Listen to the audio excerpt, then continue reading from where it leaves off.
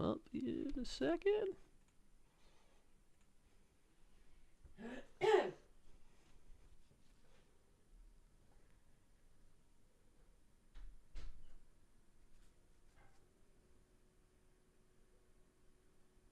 Alrighty, there we go.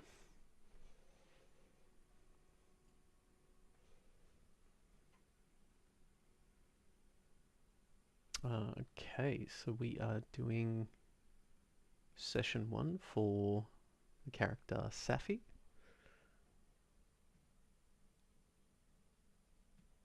We start our session tonight.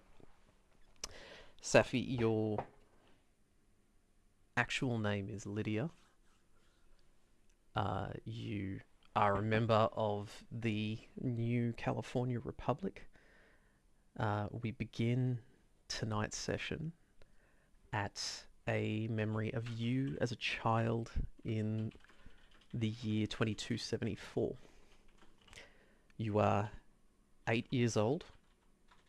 You've just arrived at your family's caravan, hidden deep into the trees, beyond the outskirts of the town of Arroyo, which is a town at the northern end of the New California Republic. Beyond that, any further north, is considered the open wasteland. As you are about to enter the caravan, your father Lucas calls out to you, bring those supplies in from the cart. Let's get started on today's science lesson. We're making mentats. Do you remember the ingredients?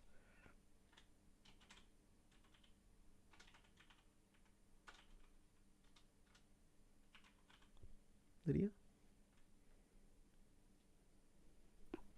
No. I was wondering if you would. Alright. Braxo cleaner. Brain fungus. We've got a Braxo cleaner in the caravan. Brain fungus you should be able to pick up in one of the ruins nearby. Just further back in the trees. Usually grows under overhangs. Could you go collect me some? Okay.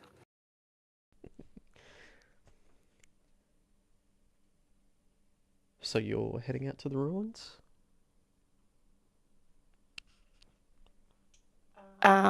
Yes. Yep. Now, you're a child. You don't have any weapons. You don't have any armor. You're in an area that is considered normally fairly peaceful. You are quite a distance away from any of the city guards. You head into this small ruins area, and you see up ahead a section of overhanging rubble. And you can make out this weird fungus that grows in these big blob shapes with these ripples all over the surface. That is why people refer to it as this brain fungus. Nearby, there's some large insects, large what used to be mosquitoes, floating around. You're concerned if you get too close to these ruins that they might give you some trouble. What would you like to do?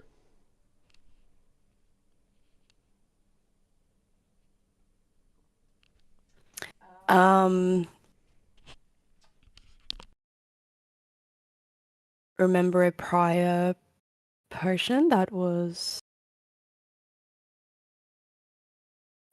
described to me by mother, and it was some form of insect repellent. Perfect. So you do you have one on you, or is that back in the cart? I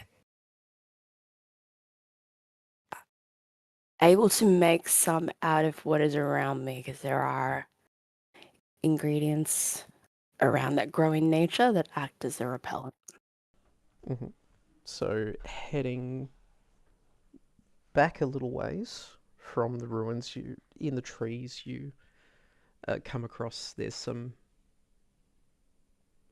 plants that are growing in a shaded area that you know of.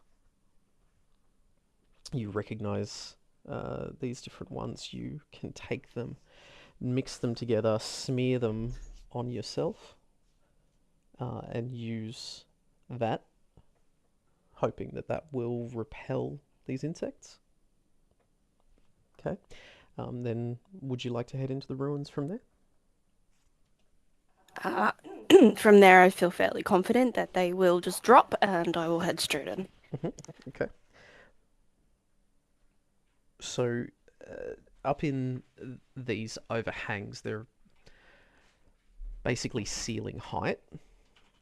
In the rubble, you'll have to climb up a little bit to be able to get to them. Some of the areas might be a little bit sketchy.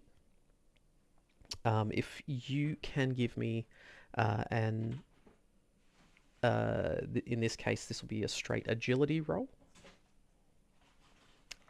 So if you bring up your character sheet, so you got it behind your OneNote at the moment. Maybe go half and half with Discord. Oh, that's fine. That's all good. So up on your character sheet, if you roll, yep, your 2d20s. And what did you get? 1 and 13. All right, so a 1 is automatically 2 successes, so you easily clamber up this set of ruins. You can reach the brain fungus to harvest. Um, if you can give me an agility plus science roll, in this case you don't have any science, so it's another just straight agility roll.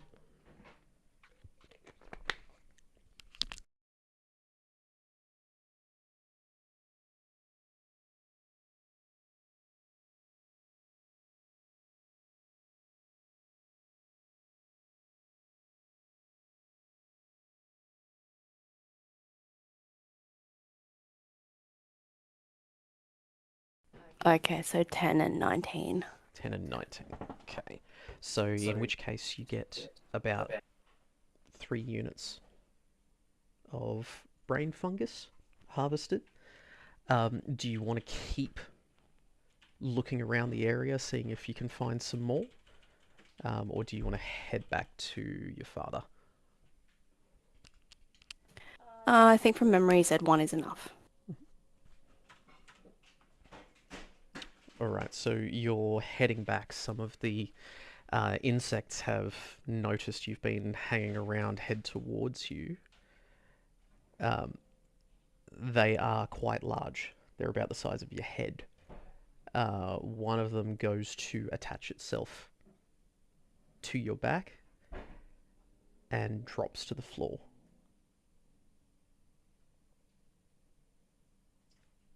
And I run screaming because I'm a little girl.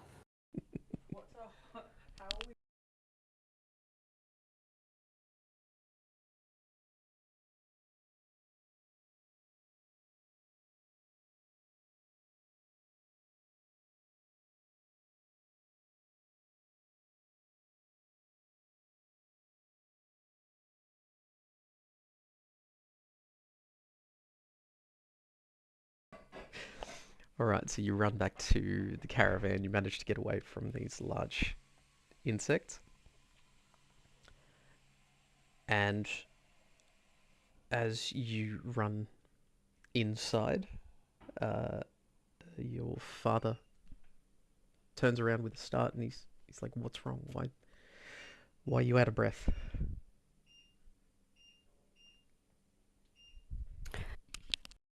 Felt like going for a jog.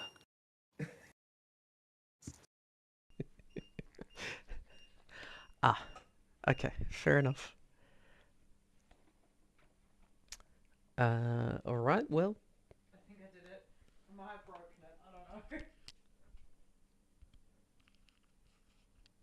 let's get cooking.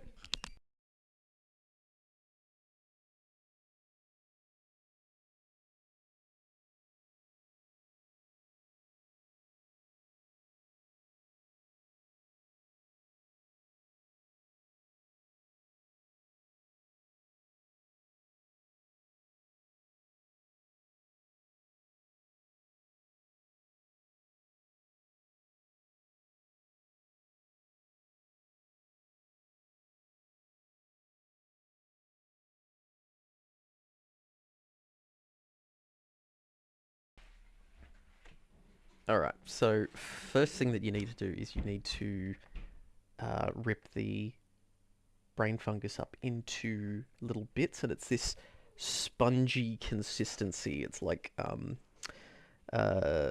dish sponge, but kind of wet and a little bit elastic. So you need to rip that up as much as you can into tiny bits, and then we're going to blend that up to try to get it down into the smallest parts that we can. While you're doing that, I'll get the stovetop warmed up. So can you give me an intelligence roll, please, for trying to follow the methods that you've been taught previously? 2 and 6. 2 and 6. Okay, and your intelligence is 7, so that's 2 successes. So you have done this 100 times before already. Every time Dad gets you to help with science classes, uh, you are always first there.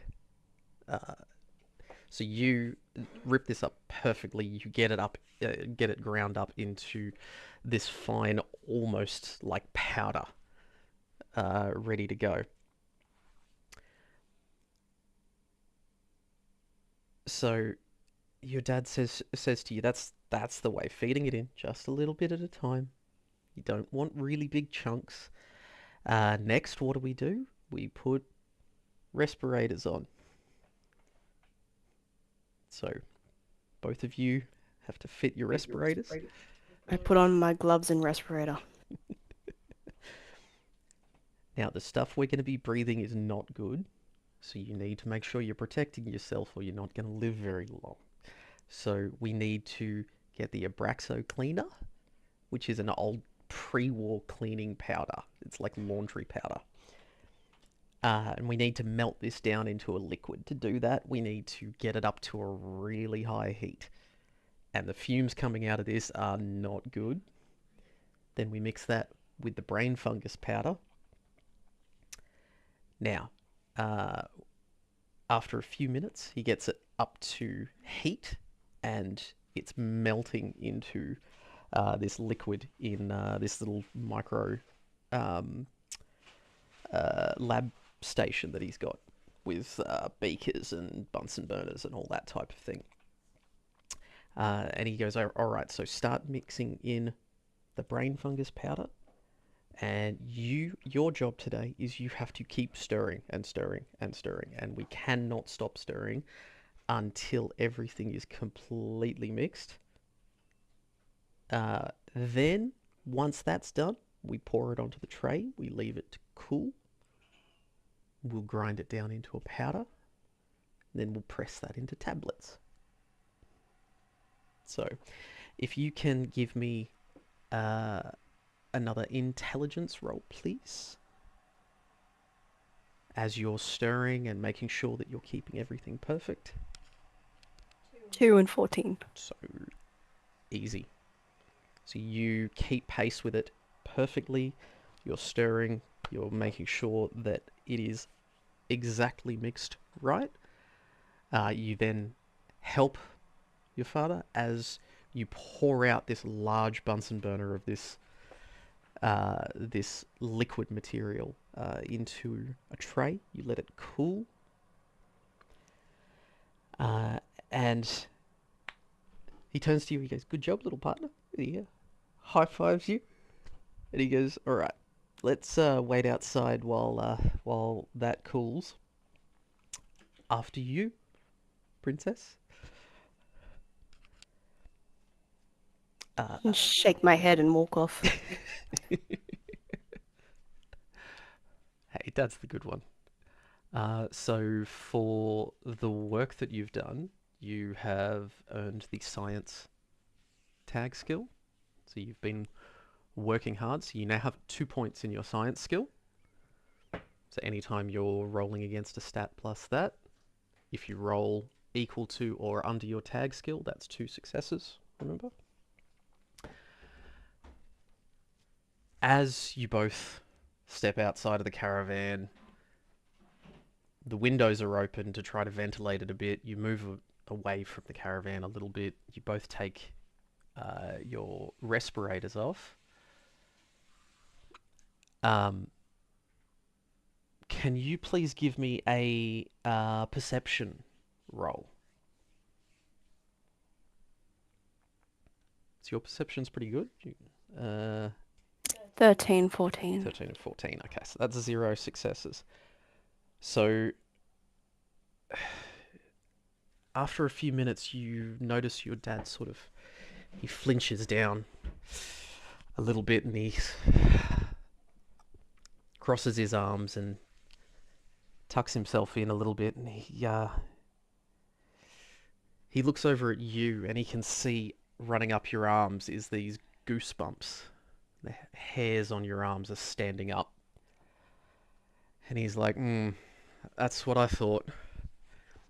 He said, you notice that drop in barometric pressure? Goes, plus it's like there's an electricity in the air. He said, you know what that means? Rad storm's coming in. So let's get back inside. I think it's been long enough now. It should have vented out. We'll close everything up. Put our respirators on. It should clear in about 10 minutes. In future, you notice those goosebumps. Storm's coming. Really need you to make sure that you're taking notice of what's around you, my girl. Um, with that bit of knowledge, your father has taught you a new perk. Now, where are we? So you've earned the Storm Chaser perk.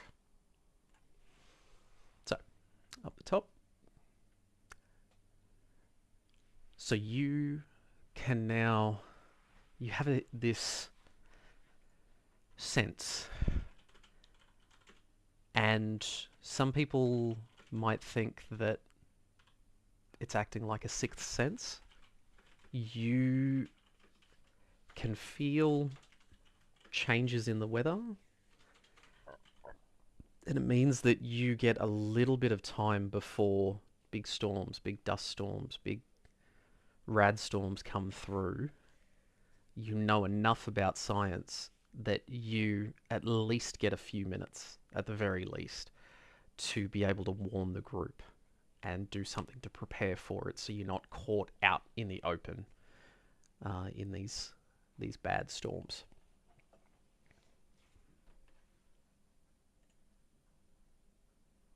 While you're waiting out the rad storm, was there anything else that you wanted to do while you're sitting here chatting away to Dad? I want to work on my drawings for potential chems I can make. So using it to record down, like drawings and notes, or Like how the vials will look. oh, okay. So the style of them. Okay, cool. So you spend a little bit of time waiting out this rad storm, and it starts to get dark. There's that eerie green glow, and then the green lightning that comes through with it.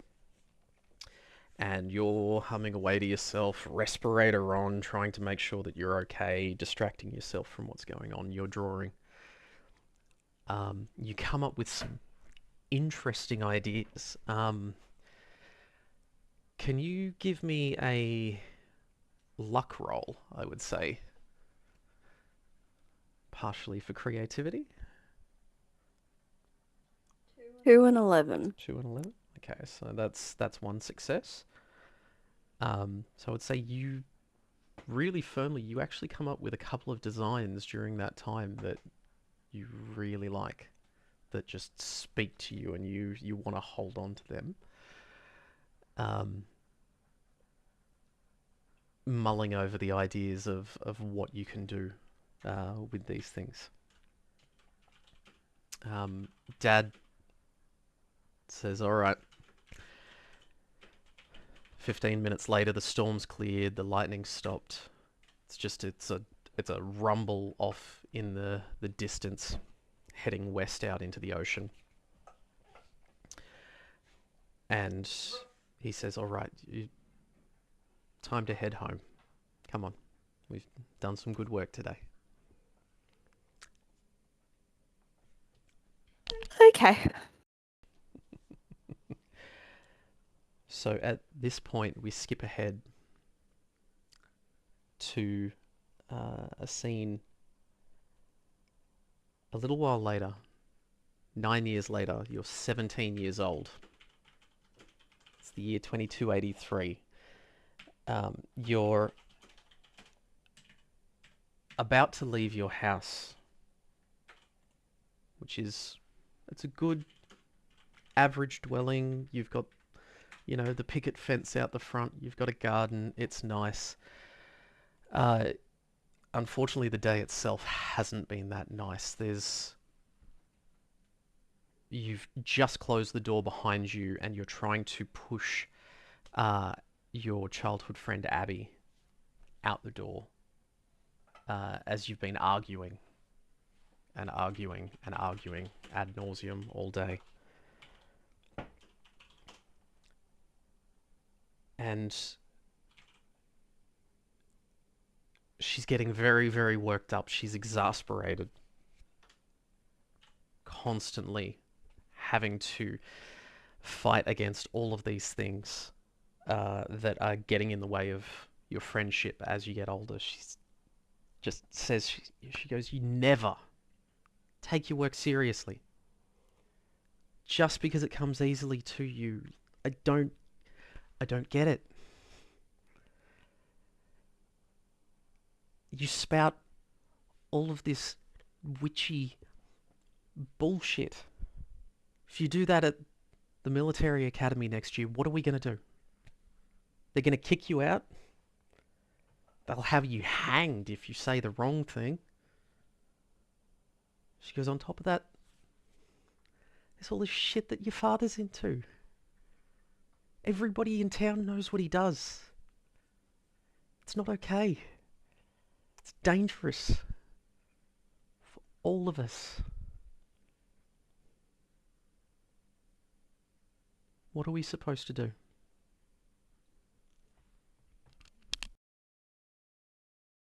Um, she will respond and reiterate that this is who she is. You know that this is my life and this is what I grew up with and this is who I am. And I can't change who I am.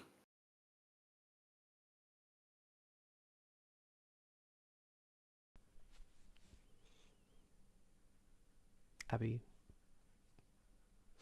tries to steel herself for a second. She just says, "Look, I'm scared.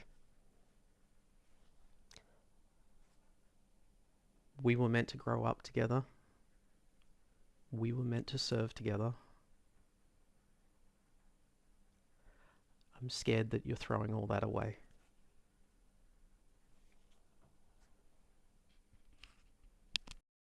You're just not seeing the benefit. You're not seeing how far I can go.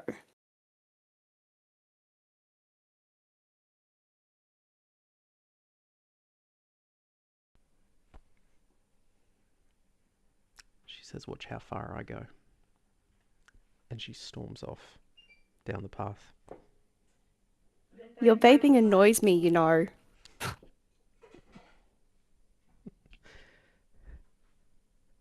She flips you off, takes out her vape, starts, as she's walking away, blowing clouds in the sky, taunting you.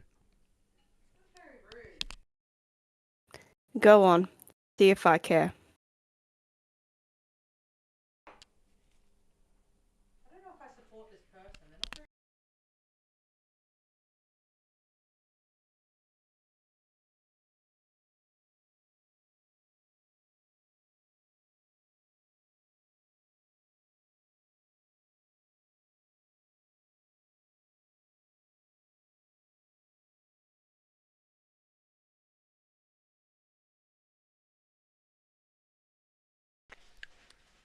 So we fast forward just a little bit this time. It's a week later. It is nighttime. The rain is bucketing down. It's been incessant all week. You're standing with two large spotlights pointed directly at you in the rain. Your entire family is outside the northern wall.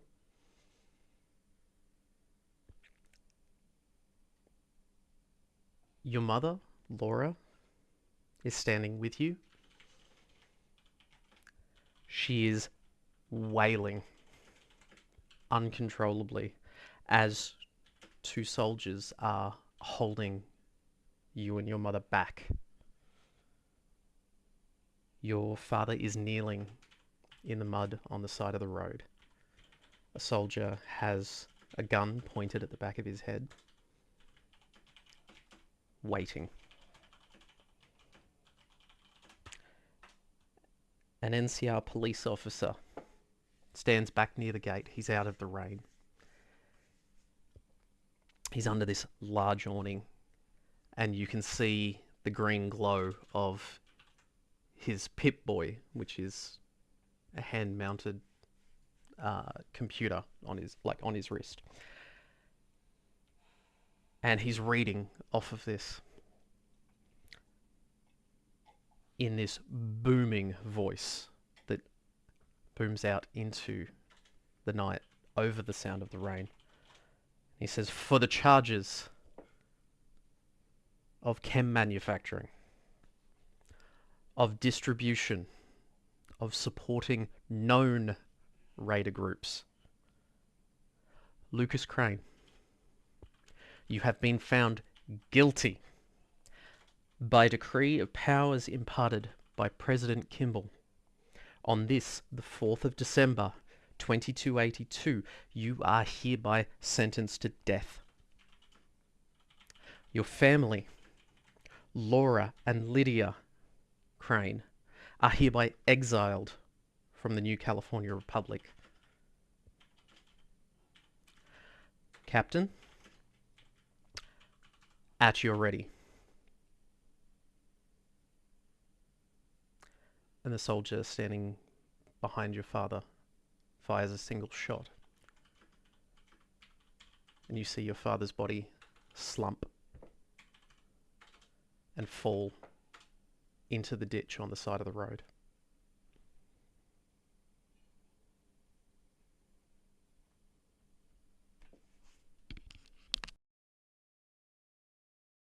Lydia lets out a blood-curdling scream. She's immediately filled with hate and distrust.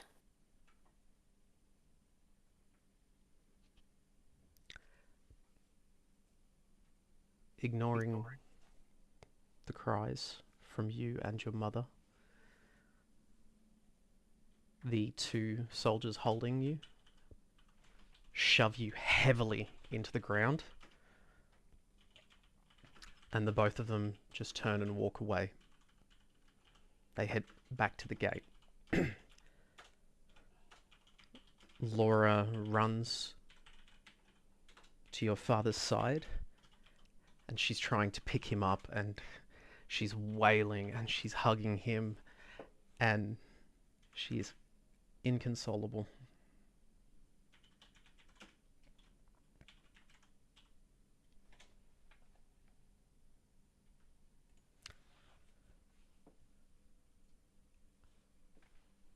After a few moments,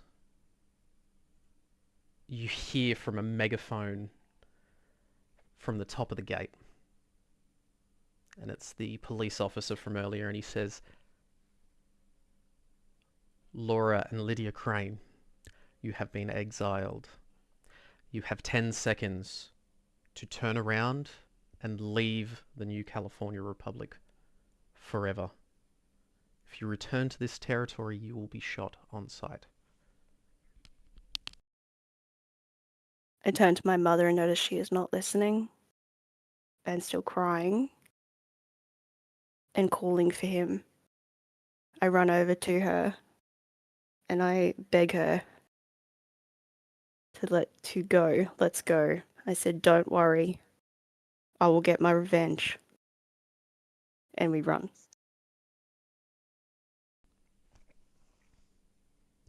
As you start running, you hear the clicks of rifles engaging, taking the safeties off from the top of the wall.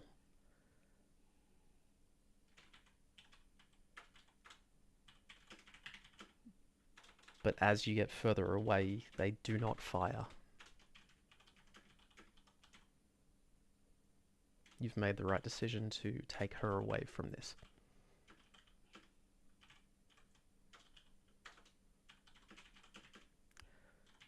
The rain continues to bucket down. You head north. It's the only way you can go.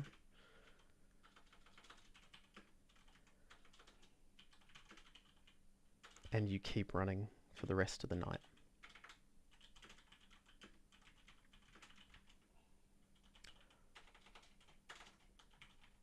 We fast forward now. It's now a month later.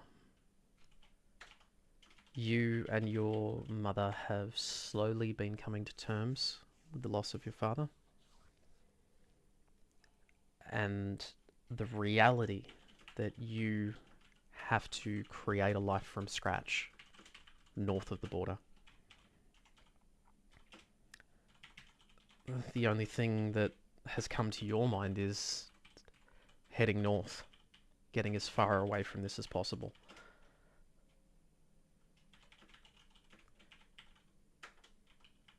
You are at the point where you're just coming onto sunset. You and your mother are starting to set up a campsite along the side of the road.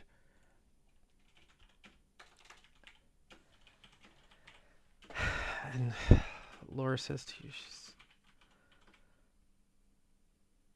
Lydia, I'm tired. We should stop here for the night. Can you grab some wood for a fire? As you've been heading further and further north, the terrain has changed. So instead of it being more rocky desert with canyons, it's started to turn into a bit more lush area. You're starting to see a bit more foliage and these big, giant pine trees around the area that you're in.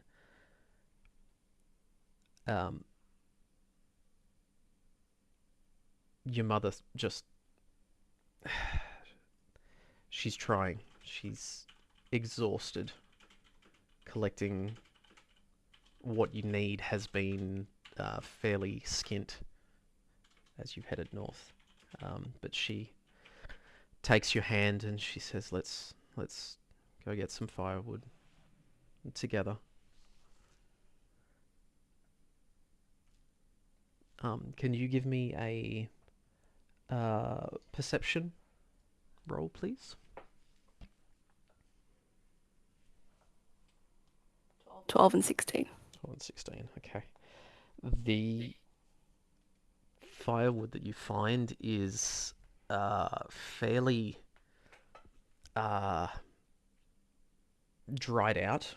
You've not able to cut down full trees. You've got no axes or saws or anything like that, but you managed to collect enough dead wood from the area that's dry enough to be able to use. It's not great, but it'll do.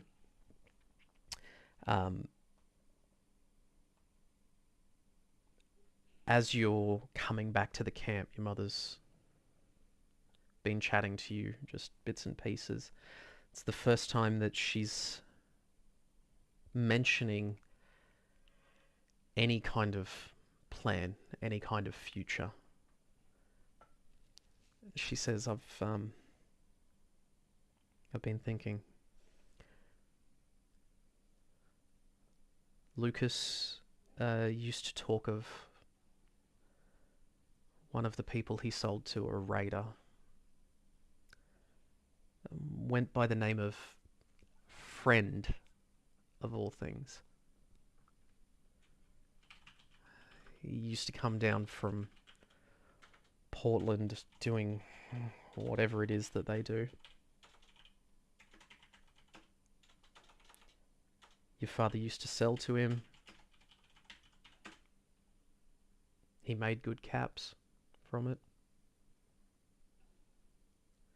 He's the only person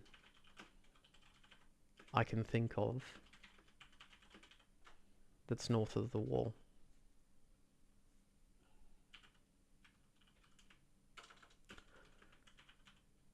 So we need to get to Portland and start asking around. See what we can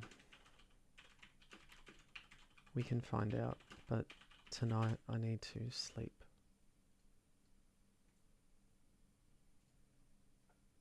What do you think?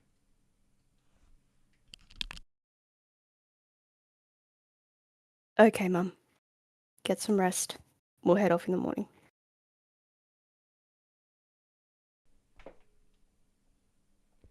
And you start piling this dead wood onto the campfire, and uh, being that a lot of it was still a bit wet, a bit musty, it's producing a lot more smoke than you would have wanted.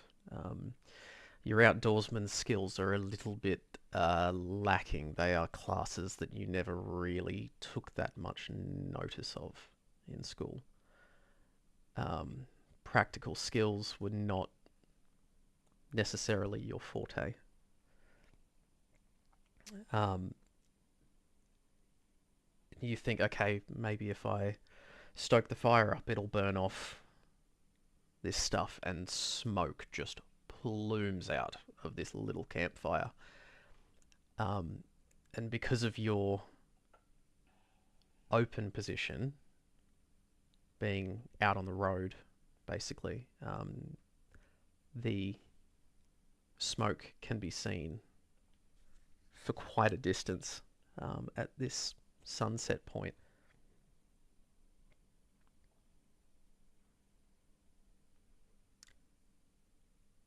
What would you like to do? Oops. Try to fan the fire down and reduce the smoke. So try to take some logs off and Yeah, sorry. Yeah. Yep. Fanning it won't help. Yeah, take some logs off and try to reduce what it can burn. Yep. So slowly over time, the campfire goes down, but with it, goes the warmth of the campfire. You're finding yourself having to feed small bits onto this fire to keep it going, just to keep the two of you warm enough. And you have a very fitful sleep, trying to get through the night. Um, you finally pass out a little bit before dawn. There's the tiniest grey smudge on the horizon above the mountains. And that's all that you've got. There's cloud cover, and it's not a good night for it. You have a miserable sleep. And you finally lay down as the campfire is probably almost out. You've used up everything that you've collected throughout the afternoon. Your eyes close. You get back to sleep.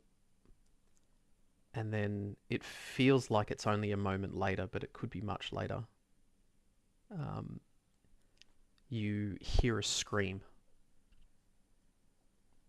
from a short ways down the road. You've come to a bit groggy due to the restless sleep. What do you do?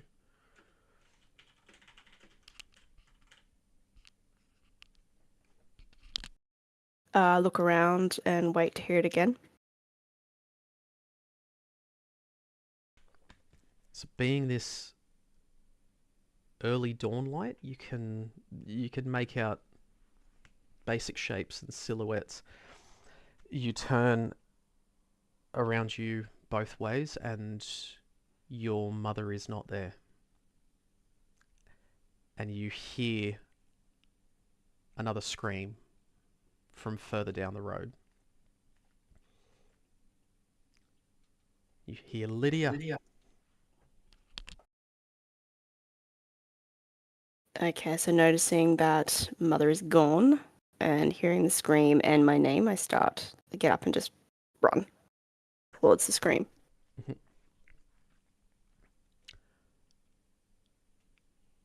So, as you're running towards this sound down the road, you're starting to wake up. You're starting to get used to the pre-dawn light, and you can make out there is two what appear to be uh, feral men that are dragging your mother down the road.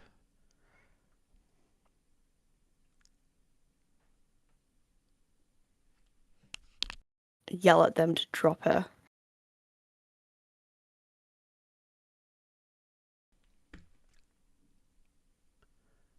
And you see both of them, their heads whip around as they hear you, and one of them just this almost guttural snarl, barely even words. And he's like,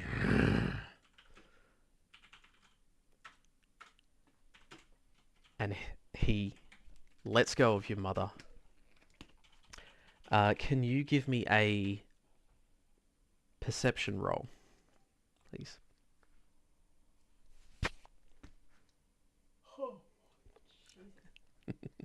20 and 13. Alright, so 20 is a critical fail. So you see the silhouette of this guy gesture, and then he grabs onto your mother, kicks her in the side, and keeps dragging her. And a clink falls next to you on the ground. There's something has hit the ground and rolled and knocked against things. Can you give me an agility roll, please?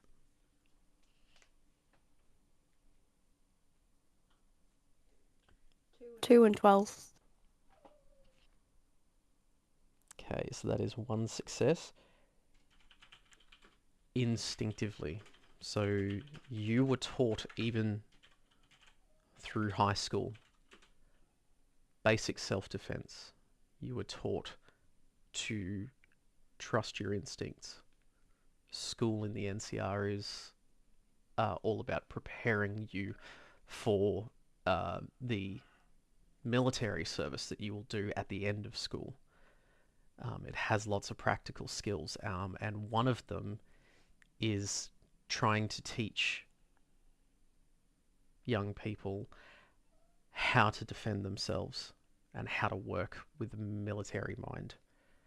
You've at least acknowledged that whatever is getting thrown at you is a bad thing, and you launch yourself behind some rocks at the last second, and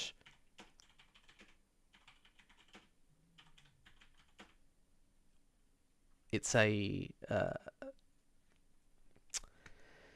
basic grenade that has been thrown at you. It's made out of old cans and filled with bits of crap that they know will go off. And you've managed to, just at the last second, duck below the height of these rocks, diving into the ditch on the side of the road as this has gone off. So you only take a few small bits of shrapnel, little bits of dust and rocks, and they sting, but you can dust yourself off and get back up. Um, and at that point, you've earned the hit the deck perk. So that is a combat perk.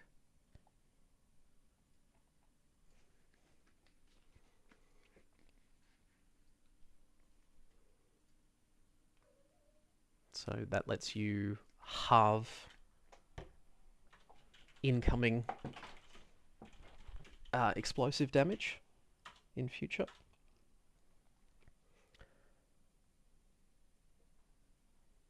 You can dust yourself off, you get back up. What are you wanting to do?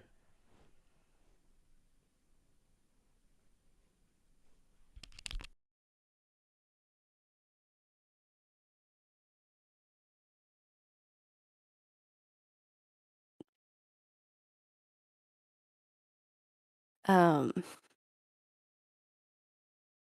if I have any spells or potions that I can use to throw at them. Currently, you... Let's say you've spent a month on the road. You've had everything confiscated by the NCR police when they exiled you, but you have spent that month on the road. I think if you want to give me an intelligence roll, and we'll see whether you would have collected at least a few bits and bobs along the way. Yep.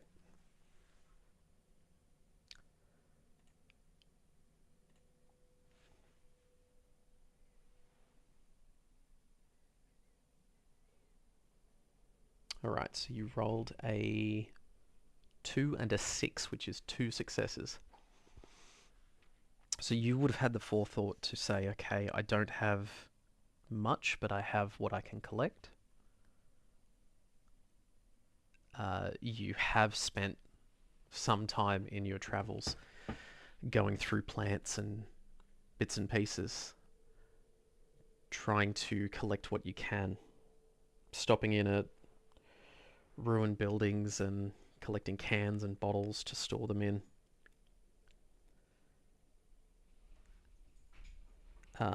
You have something in your pocket in this small glass bottle that you think, if nothing else, could scare them off. It's not a full explosive, But when you throw it and it gets exposed to air, so when the bottle smashes, it will create uh, like a firecracker going off. Very bright sparkler bits will fly everywhere, and maybe that'll be enough to scare them off. Would you like to use that? Yes. So, in which case, if you can give me a strength roll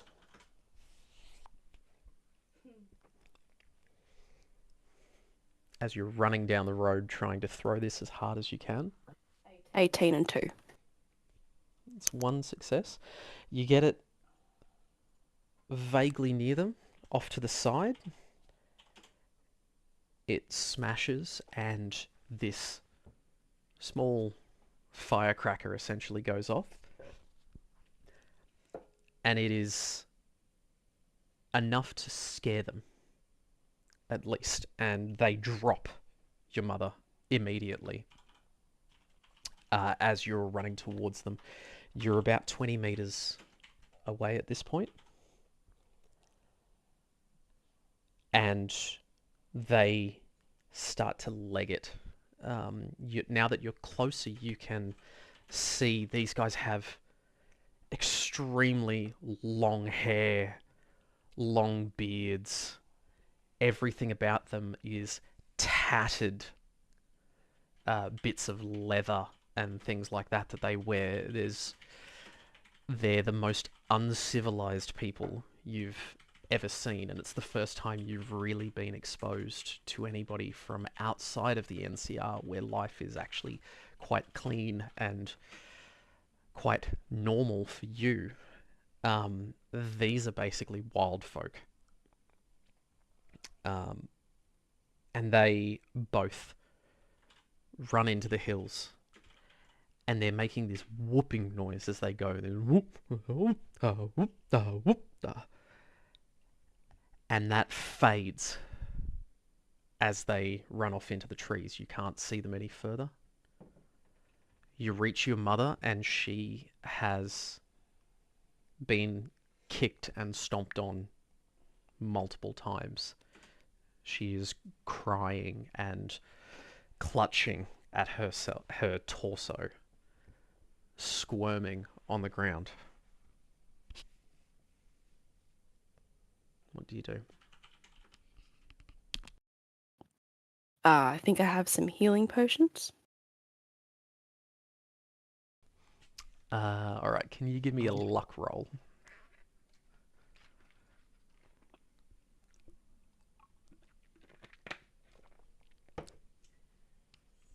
17 and 6. 17 at 6, okay. So you don't have any healing potions specifically.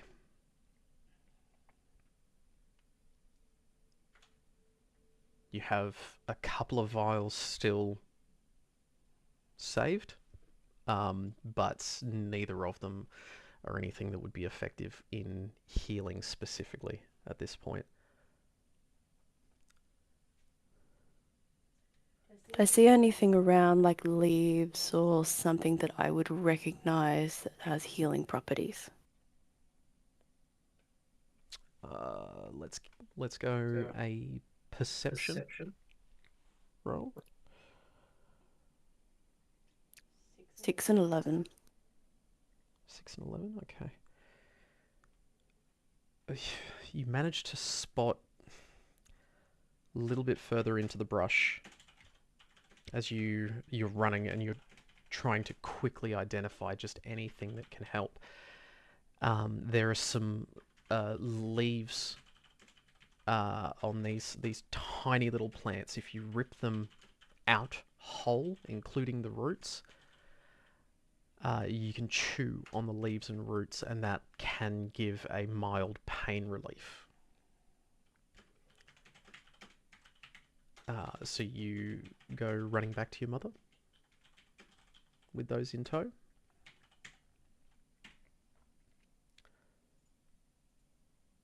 You hand these over and try to encourage her to chew on them. And she's sitting there. She starts to calm. After a few minutes, it starts to take effect. And she's going, Lydia,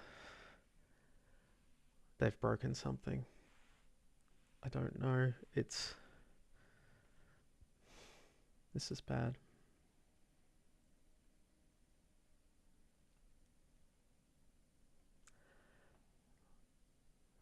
Can you help me up? I try to pick her up, get one arm over the shoulder, and assist her to walk. Hmm? So you pick her up as best you can. Like you're quite small and slight. There's not much to you, but luckily she is much the same build. That's where you inherited it from.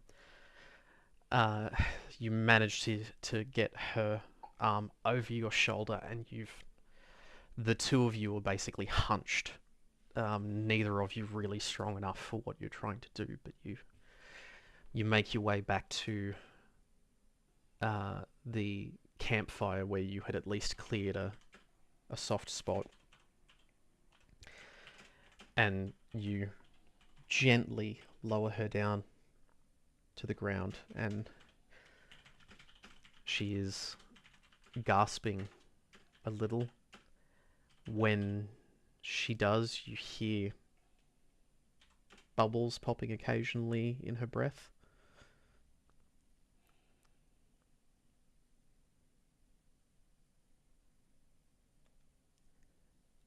And she's laying there and she's just going, Lydia, I just need to rest. I just need to rest. And her eyes are closing and dulling.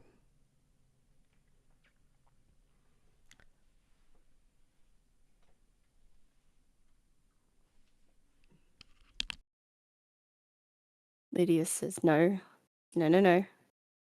No, stay awake. Stay with me.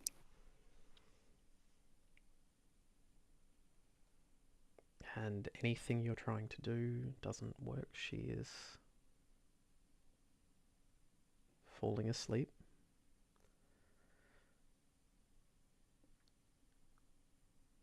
She's lying there. She's still breathing, but she's not well.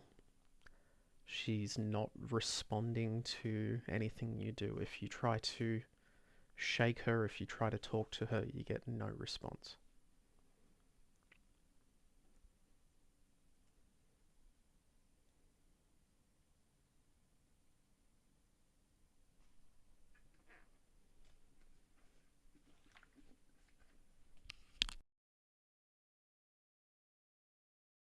Sit and watch her condition.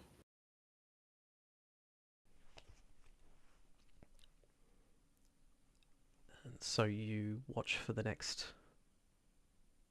hour. You break away briefly to try to find something you can chuck on the embers of the fire to get it going again. Come across a little bit, stoke the fire up, and at least try to get some warmth. Because as you've headed north, you've noticed how much colder it gets, particularly at night. If you don't have a fire going, you won't make it very long.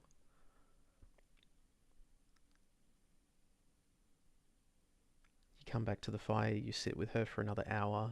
She's still breathing, but the breathing slows.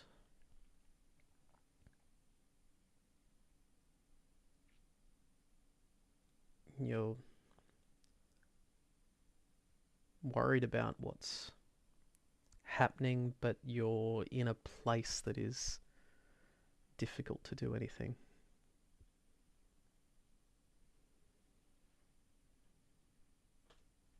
You're out of supplies. There's nowhere nearby particularly good to scavenge. There's no buildings The last ones that you passed were probably a week ago.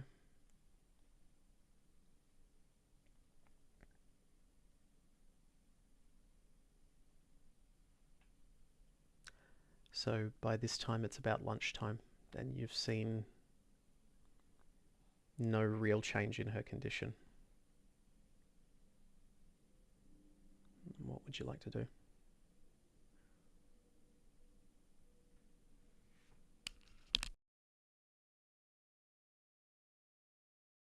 Assuming medical knowledge is fairly lacking in the ability to determine what is actually going on compared to my real life medical knowledge. Yes. Your character's medical knowledge is limited at this point. You are intelligent, you have taken notice in classes, but you haven't developed any particular level of specialty. You've got a very general knowledge of medicine. I think I just try to locate some form of food. Bring back. Mm-hmm. So, in which case, if you want to give me a perception roll.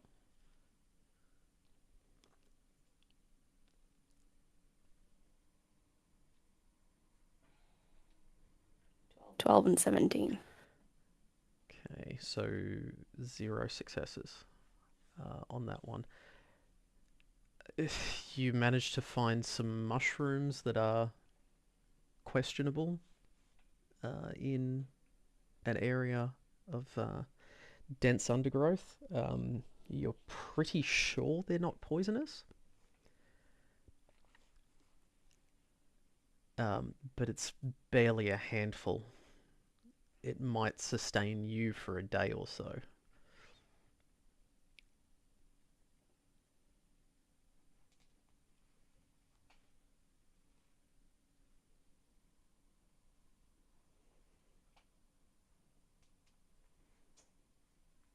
And go looking for water.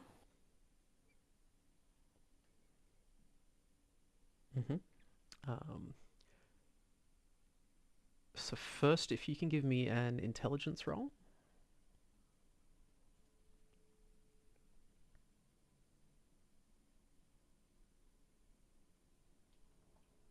5 and 11.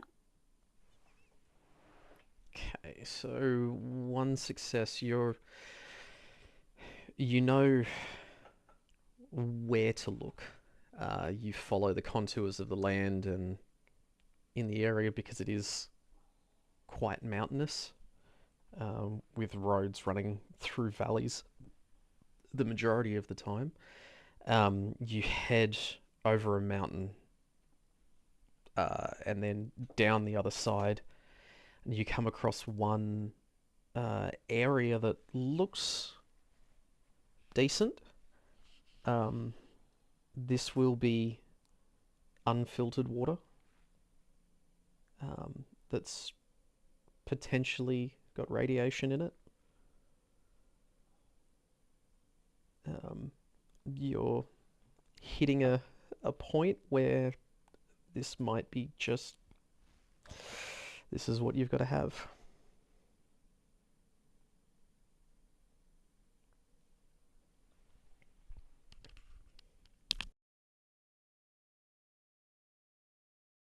Uh,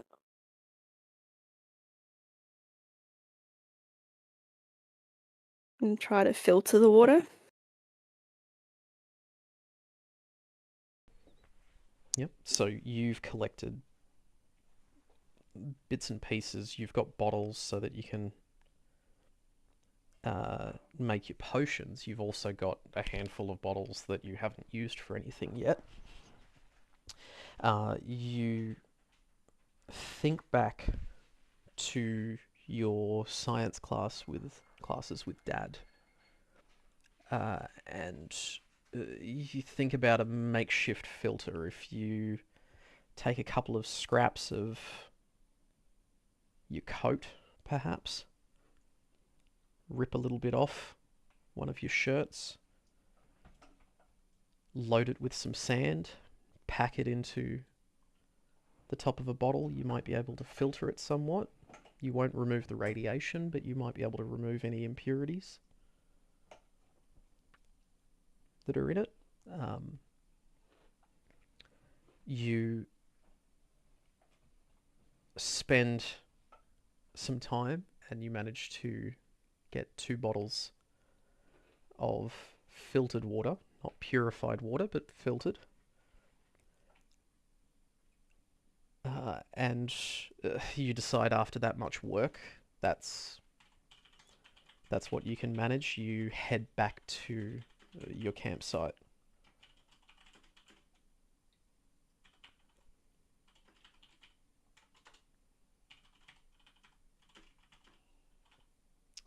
When you arrive, are you feeding one of the bottles to your mother? Or trying to rouse her? Or Yeah.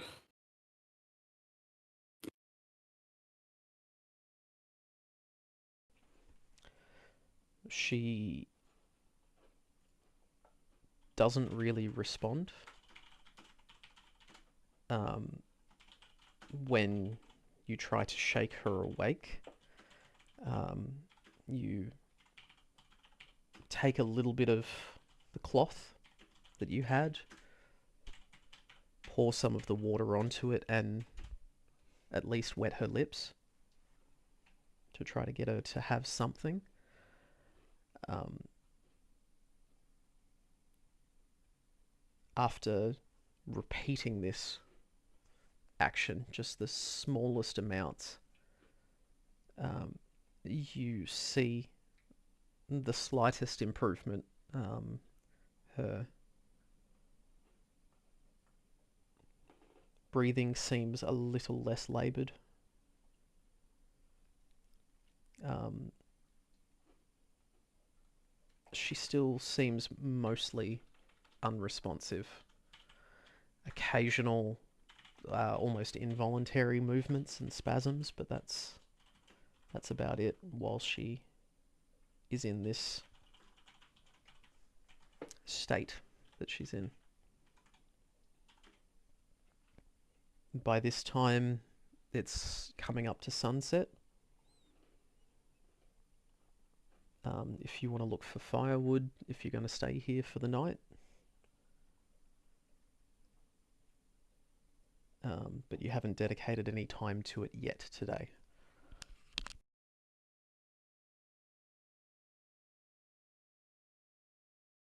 Just try to make her as comfortable as possible and then try to find something to burn. Mm-hmm. So you've managed to get a bit of this matted bush that grows along the sides of the roads. It naturally just kind of weaves itself together. You can tear off some sections of this and use it as a makeshift blanket. You try to comfort her as best you can and try to keep her warm. You head up the hill again into the forest, looking around for any more firewood. If you can give me another perception roll.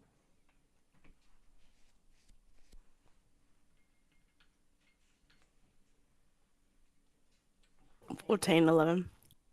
Mhm. So this area, the problem is it seems to really hold the damp. You don't find much that's good for burning, but you at least get what you can. You drag that back.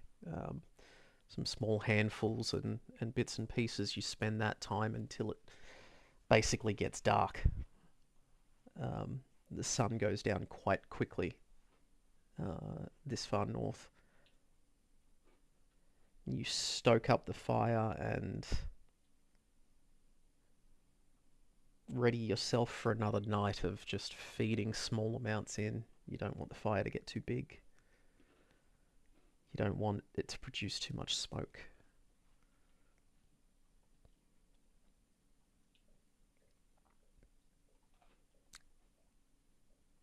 You're hungry. You've had some water, so at least you're not thirsty. But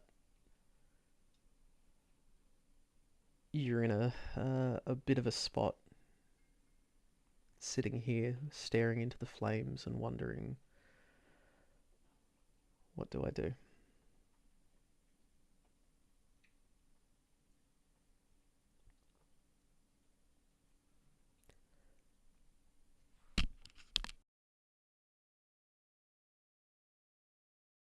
Decide to wait till morning and see if there's any improvement to get her to keep going.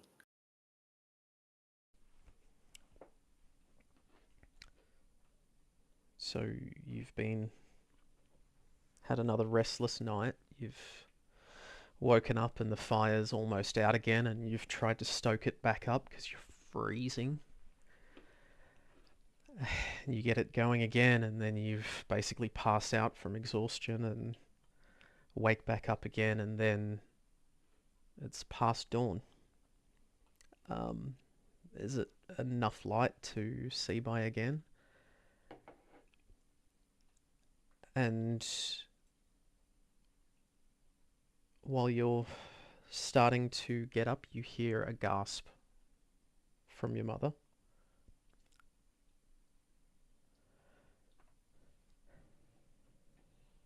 And she's curling up on the spot. She's trying to get into an almost fetal position.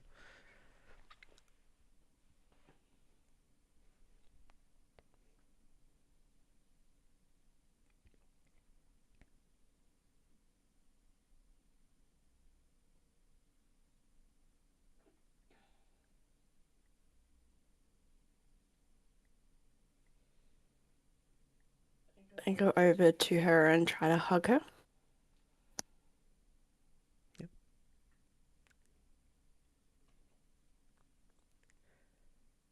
So you hug her, and she opens her eyes for a moment. She looks into yours. She holds out an arm, touches the side of your face, and then her eyes close again. And she stops breathing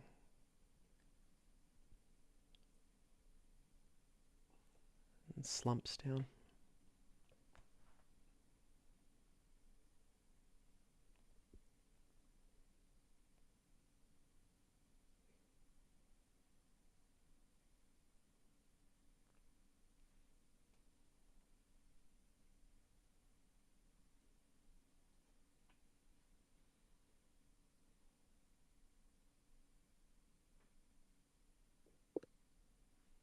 And tears start to fall.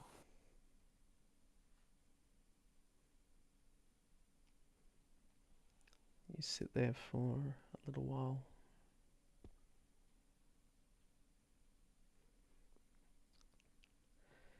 Once the crying's finished, you feel like you're all cried out at this point. You dust yourself off.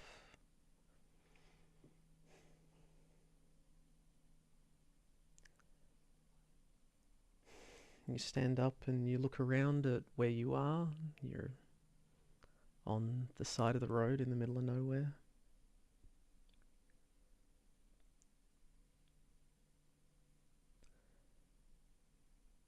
From the forest west of you,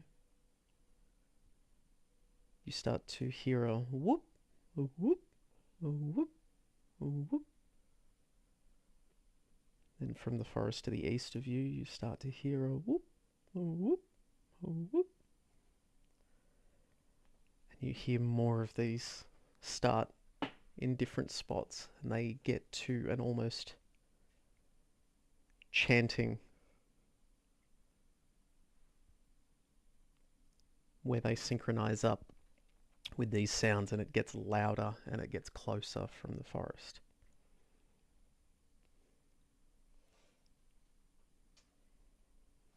As soon as I started to hear the noises, I tried to pick her up and drag her into the bushes, hide her body as best I can, and try to cover her.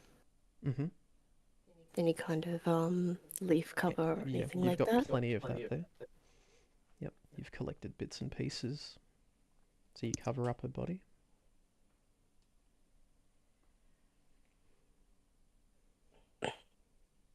I make a very heartfelt farewell.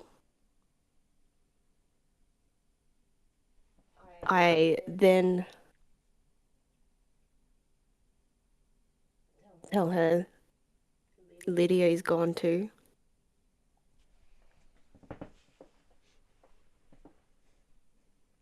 and tell her she can find me another life known as Saffi, and then run in the opposite direction of the noise. Mm-hmm.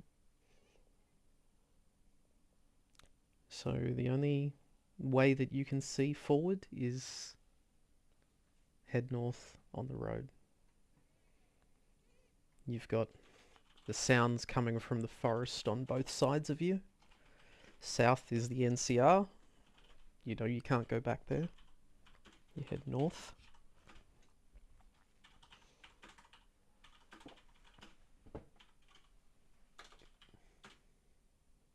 Leaving behind your past life.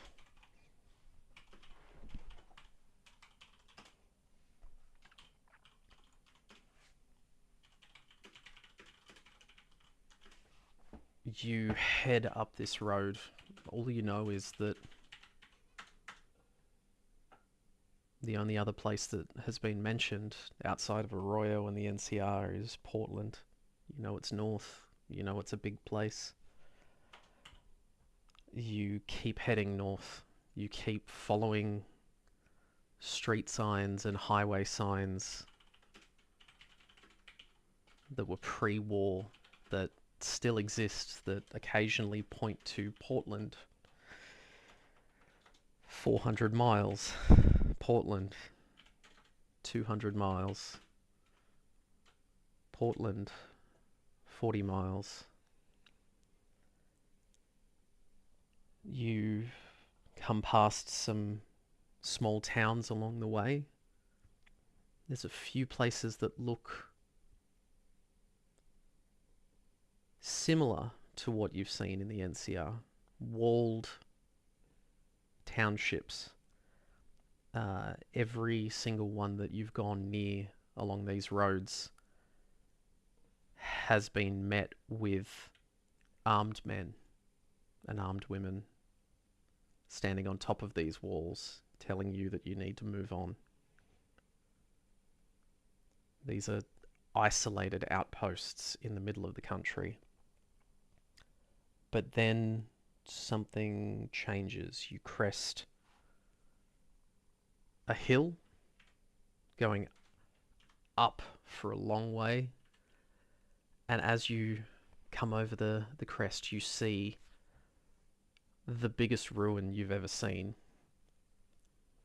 outside of Shady Sands, the capital of NCR. You went there once on a field trip, which was the pre-war expanse of Los Angeles. This place is huge, and it is ruins spreading from not far in front of you to the horizon, spreading east and west. Off east, you see the ruins end at a certain point, and it gives way as it climbs towards this beautiful, giant, snowy mountain. To the west, you see the city.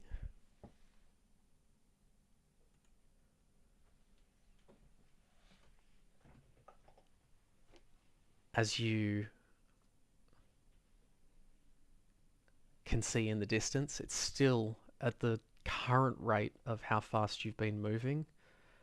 it's still going to take you days or weeks or months to get there on foot, depending on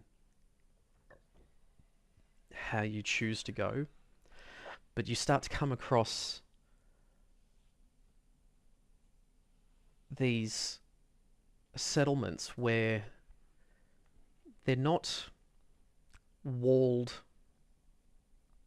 they're not suspicious guards. They might be a fence around an area. And the guards that you talk to will at least allow you to come in. You can spend some time in these places.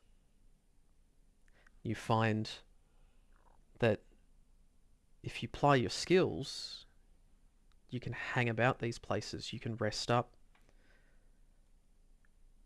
You can make a little bit of money.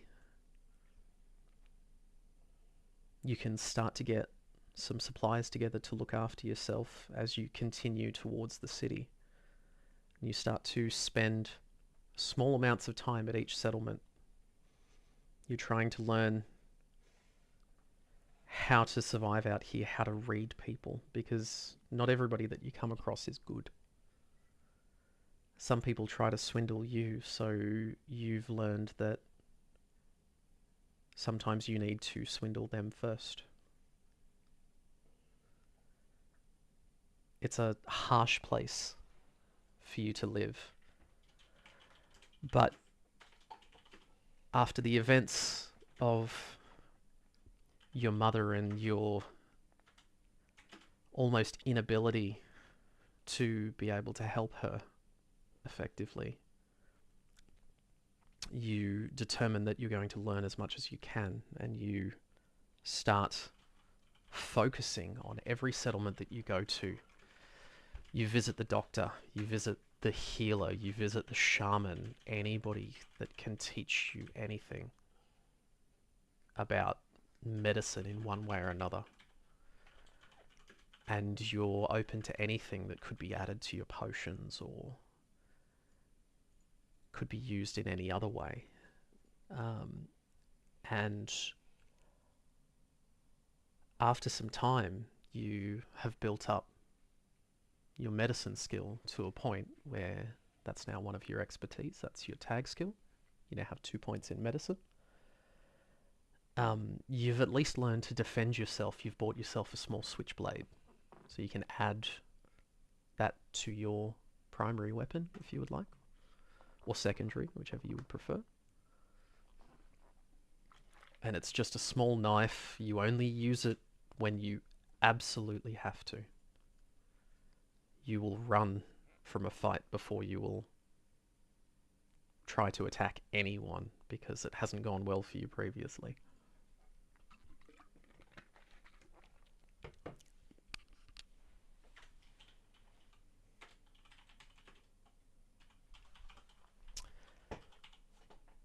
So as you're doing this, your life is your own.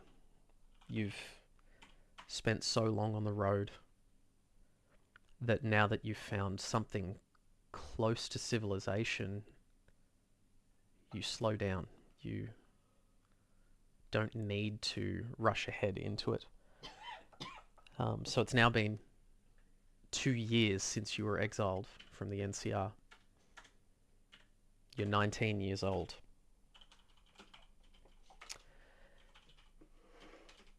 The thing that's stuck with you over the past 2 years is the conversation with your mother telling you to seek out a raider by the name of Friend. You know that he's in the city of Portland. You've learned from a bit of a sketchy merchant. There's one that does what they call the big loop, where they go around all of the settlements in Portland. That Friend might be referring to a man who frequents one of the big settlements. It's the biggest one around. It's right in the middle of the city. called the terminal. So you've spent your time moving from settlement to settlement, heading into the city. You get enough directions, you talk your way past guards and caravans and groups of mercenaries. You've had your run-ins with raiders. Quite a lot of them have left you alone simply because you've proved that you're sarcastic and bitter enough that they like you. They think you're okay. You're defiant even though you have nothing. You don't back down until the last second if you need to flee. And for that, you get a small amount of respect from the people out here. You eventually reach this massive settlement, the terminal. It was an area that had been cleared out before the war. And this new group has come in called the Railway Alliance, and they've built this settlement up from scratch. And it houses all of the trains that used to run around Portland pre-war, and they're slowly fixing them up and fixing up the train lines around the area.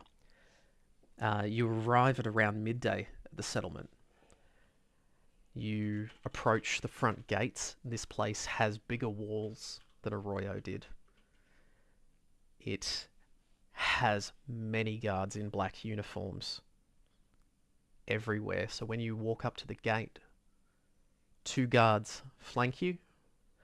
A woman comes up to you and goes to pat you down to take any weapons from you.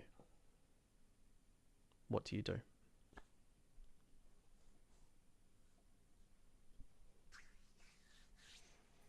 Just go, hey. Sorry, love. Gotta take him. What do you got on you? Hand it over, or I'm gonna take him from you.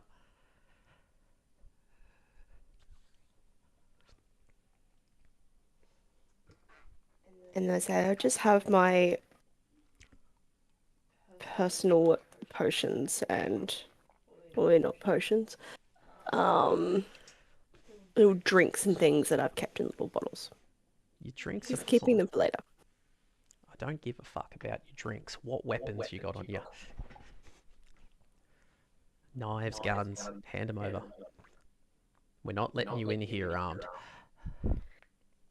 And grabbed inside pockets and did literally nothing. Look. And then she pulls out the bottles. Mm-hmm. She very roughly grabs you and turns you around and starts patting you down. I know you've got the bottles. Can you please give me an agility roll? Technically, this is going to be an agility plus sneak roll, but your sneak is 0, so it's agility as you try to conceal your weapon from her. 16, 14. 16. She pats you down. She feels your switchblade, and she goes, "Really?" Flicks it out. You can have this back when you leave. I need that to open my bottles. Do I look like a charity? Get a bottle opener. Go to the tavern, the Sour Mole. It's just up the That road. is my bottle opener. It's very important to me. Look, it even has my name engraved on it. You could have paid for that service somewhere. That seems reasonable. You could have got bored with a knife at some point and scratched it into it, or chisel or something. Can you give me a charisma and speech roll, please?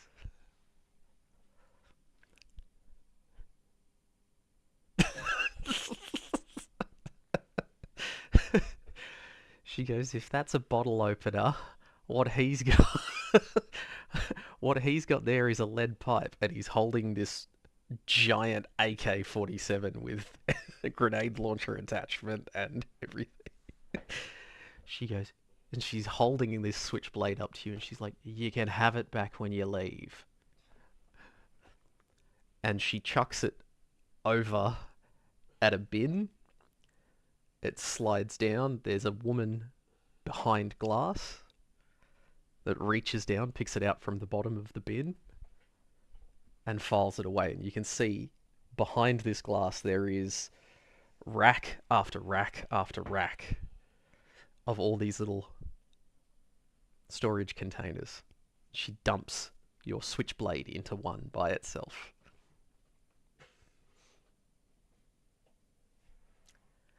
You can come in now, Your Majesty.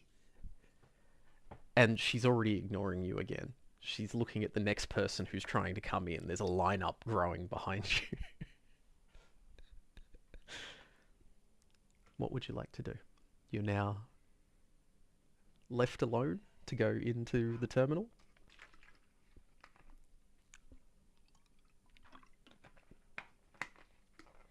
I mutter an incantation under my breath and continue walking.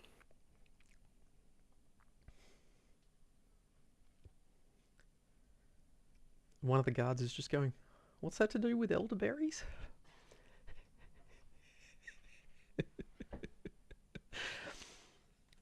Now, you've arrived at the terminal. You're looking for a raider named Friend. What you see ahead of you is there is a main street that goes down and it curves around to the right. At the very corner, there is this massive, tall place. And it's got a huge sign across the second floor, which is the Sour Mole. There are shops and houses and bits built onto bits built onto bits. It looks like the favelas in Brazil, the shanty towns where everything is built out of scrap and built on top of built on top of built on top of. What would you like to do?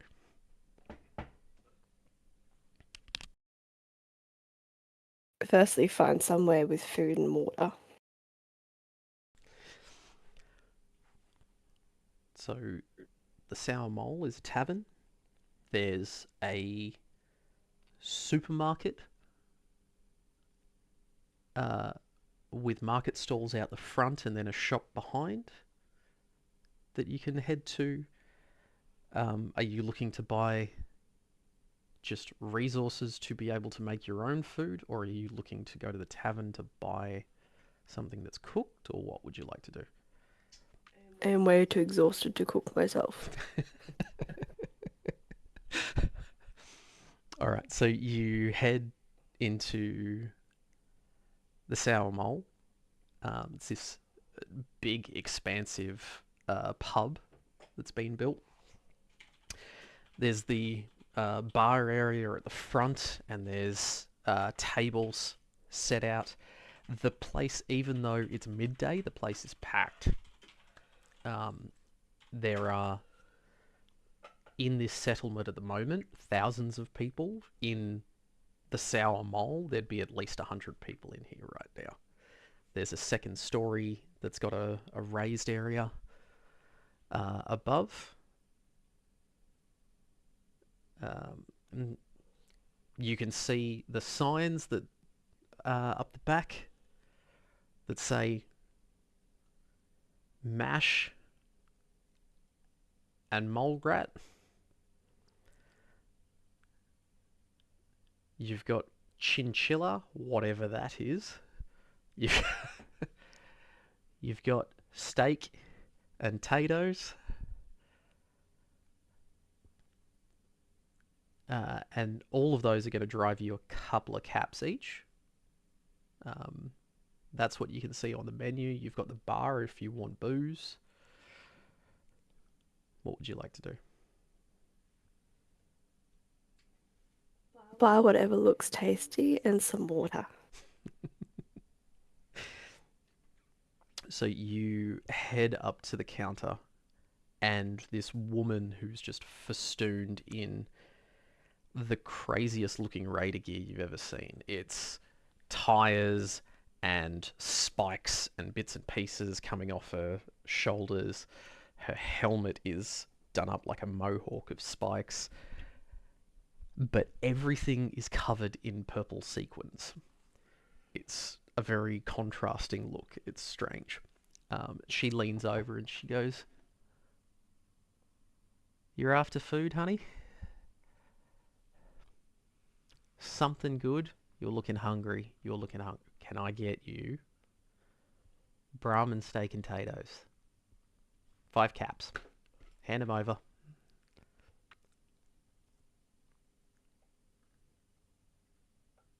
Do I have caps? You've got enough to pay for it, yes. Okay, then I hand it over. Good girl. All right. Mick! Mick! We need another Brahmin steak. Sit down at a table. I'll come bring it out to you. So she gestures over to one of the empty tables that's got 2 seats sitting at it. And then she goes back to serving the other bar patrons. A couple of minutes later, they bring out this plate of food, which is probably going to be the best food that you've seen in 2 years. Everything that you've got at other settlements has been a bit subpar in comparison, and it's definitely not home cooked meals from, you know, when you lived in Arroyo. With that, jug of water gets dropped down in front of you. You can eat your fill, drink your fill. What would you like to do? So eat my food and drink my water, and then I come to the conclusion that I need to find somewhere to sleep. Mm-hmm. Um, so I ask around. All right, so you've heard a lot of the locals referring to the woman at the bar as Jazzy. She's Jazzy Lily that runs this establishment.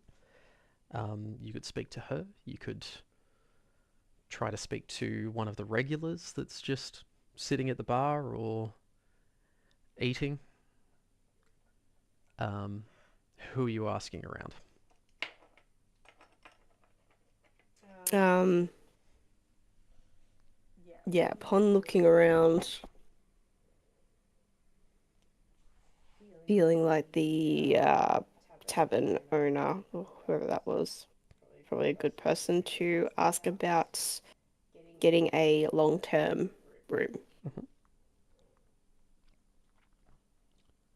So you head back up to the bar. You have polished off your meal. You get the attention of Jazzy Lily. And she goes, "How can I help you, darling? You looking for a room? Um, Look, they've got sublets down the road. You go on your left, up 2 flights, talk to Tim. It's 10 caps a night. Can you afford that?"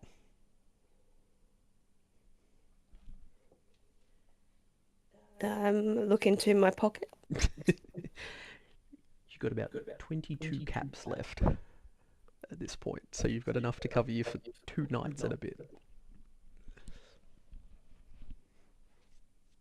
I look down at my hand, and then I look at her and I say, "Know of any potion masters looking for an apprentice?" And she mulls over it for a bit, and she's sitting there thinking, she going, "Potion masters, that'd be, look, I'm a bit of a potion master myself. I mean, I make the best cocktails in this place.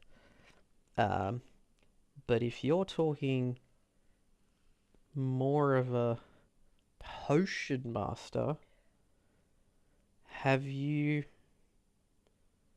Hmm, don't know if I want to say. Have you ever heard of a woman named Medusa?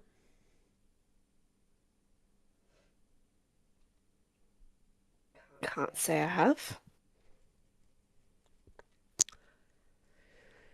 Look, you'll see her in around this town all the time. She's, I think she calls herself a shaman.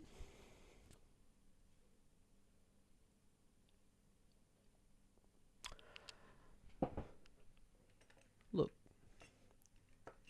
if you need somewhere to crash, go see Tim. Tell him Jazzy sent ya. He might give you a couple of caps off for the night. In the meantime, you stop back here tomorrow, and I might be able to organise a meeting for you.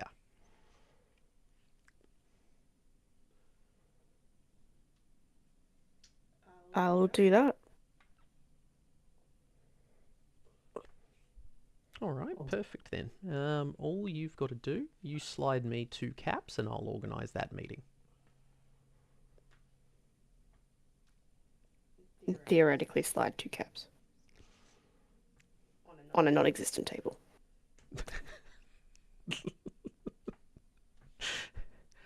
Um, she takes them. She says, "Consider it done," and goes back to her regulars to work for a bit. So, are you wanting to look around the town a bit, or are you wanting to go and see Tim, try to organise your room for the night? Yeah, so turn on the heel Mm-hmm. and go and find Tim. Yep. So you follow Jazzy's instructions. You go down, you go on the left, you go up 2 flights. You see it's a row of doors, one after the other, that looks like, your motel style things, where it's like 1, 2, 3, 4. And the very first door just has manager written on it. That's the one that Jazzy directed you to go to. So do you knock on the door? Yes. So you knock, and a slide on the door slides past, and you see these like spaced out, wiry looking eyes poking out at you. And he's just like, "You meant to be here?" Say, are you Tim? Tim? Tim? I could be Tim. Jazzy sent me. Oh! Jazzy's lovely. I like her. Alright. So, you need a room? Half night, full night, 1 hour? I look, I would want a more permanent accommodation, uh, and I'm also looking to find some work shortly. He goes, "Look, work? I can't do. Work, I got nothing on. Long-term accommodation. Long-term? Not really. By the night, by the half night, or by the hour. You got 10 caps a night. Cos Jazzy said, yeah, I'll do it for 5.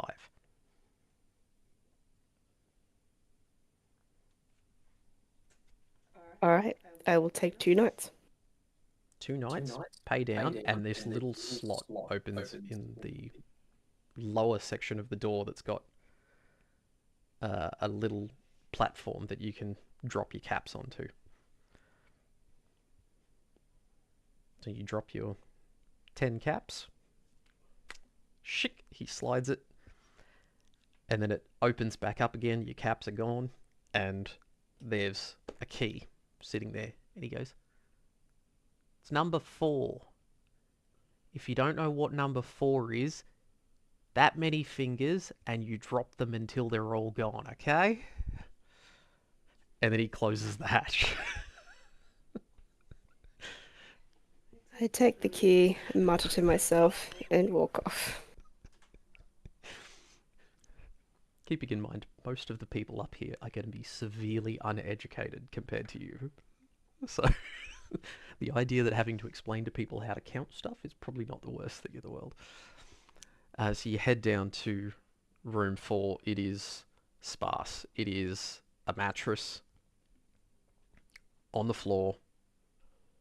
That's it in this room. But the door locks, and you're the one with the key. So this is more secure than anything you've been in for the past 2 years. And for the next 2 nights, this is home. You bed down to rest, or is there something you wanted to do before you wait out the day? No, go down to rest and resolve to find the Medusa Mm-hmm. in the morning.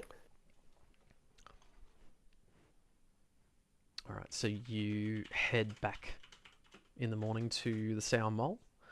Um, Jazzy's there, and she looks just as wired as she did yesterday, and she leans in. She's like, "Darling, I got you what you want. You come back here just after lunch. Your little shaman friend will be here. You happy with that?" So this is first thing in the morning. Okay, done. Mm-hmm. Is there anything you wanted to do around town before your meeting, or just? Just go for a wander and get familiar with the area. Mm-hmm. So you go for a wander. There is people everywhere, all the time. This city does not sleep. It is just continuous hubbub the whole time. There are multiple weapons shops, junk shops selling absolutely anything you could think of. Stuff that you've never heard of, you have no idea how it works or what it would be used for. You come across, there's the supermarket, there's a butcher, there's things that are getting towards civilization, but in a very rundown, makeshift kind of way. Um, but the other thing that you notice is that everywhere you go, there is these guards in black uniforms. They are extremely heavily armored and armed, and they're posted on every corner. Every second building has one outside, all over the place. You start to wander around. You notice the sort of the streets and the alleys and bits and pieces, and you start to figure out that there's a couple of spots, uh, particularly closer to the outside wall, where buildings back onto the outside wall. There's a few alleyways and bits and pieces.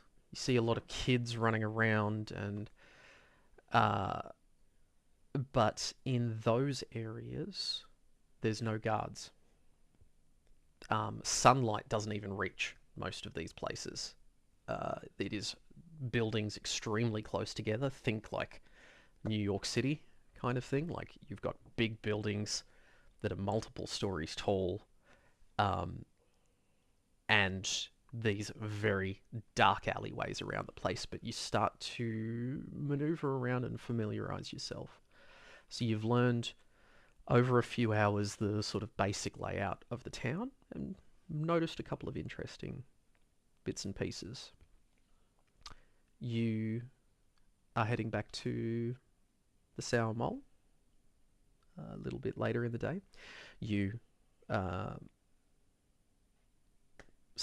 And you wait, and you wait, and Jazzy Lily just occasionally just looks at you and just thumbs up. And then you're sitting there kind of zoning out at one point, and you feel the wisps of somebody's hair as if they've leaned down next to your face. And she goes, "Little saffron child." And it's this woman with very tribal features. She's. It'll catch up in a sec. It's all good. Doesn't take too long. She's an older woman, but she's got feathers, she's got bones, she's got bits and pieces. She says, "Little saffron child, I hear you've been looking for me."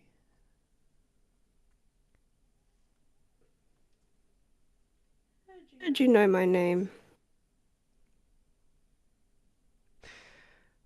My fake name.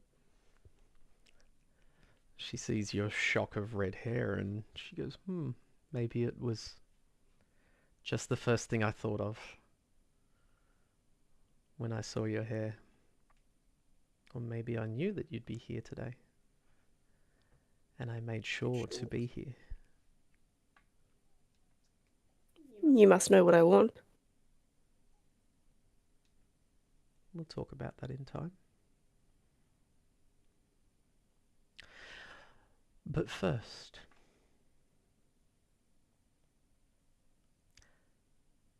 you're here because you want to learn from me.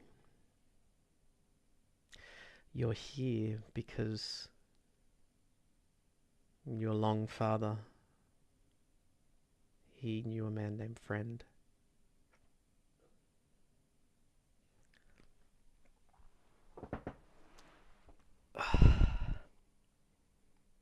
My name's Medusa. What name do you prefer to go by, child?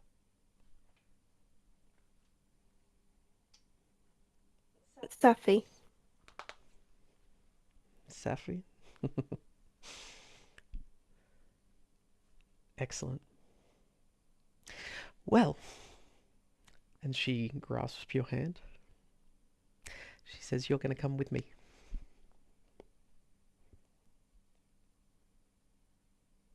She urges you to get up. Do you follow? Yes. Yep.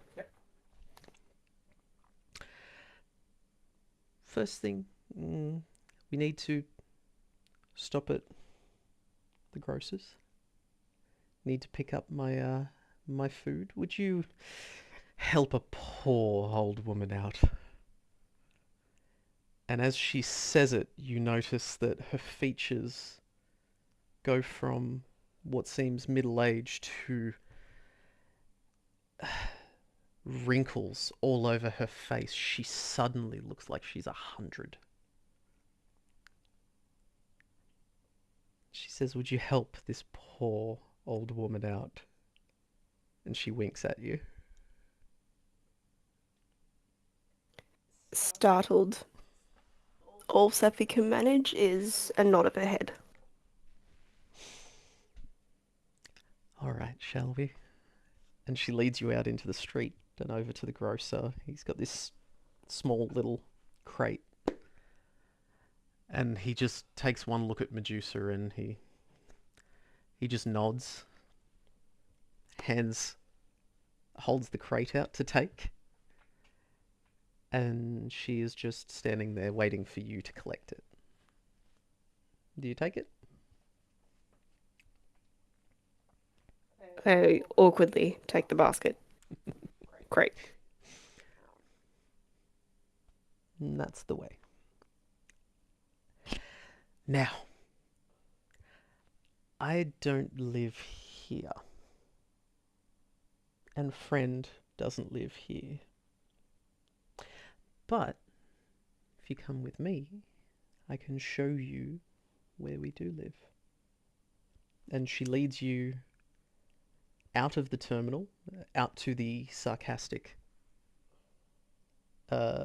woman at the front gate who patted you down. And Medusa just leans into her and she says, "Would you kindly get my friend's weapons, please?" And the woman immediately sees her and is, yes, definitely. Heads over to the glass hatch. The bin drops out, and there is your switchblade. Gets handed back to you immediately. You're carrying this little crate. You're barely strong enough to lift it on your own. She's just like, drops it into the crate with all of the groceries for you. And Medusa goes, yes, perfect, thank you. And then leads you out into the ruins of the city. Now, in the area that you're going through, there is the ruins of skyscrapers. There are buildings where they've half collapsed and they're leaning against each other. There is rubble in the streets. It's extremely dense through this area, and she picks her way through, moving from shadow to shadow, telling you exactly when you should stop. And sometimes you'll wait for 5 minutes in a single spot in the shade, underneath an awning or something like that, before she goes, okay, and quickly rushes ahead.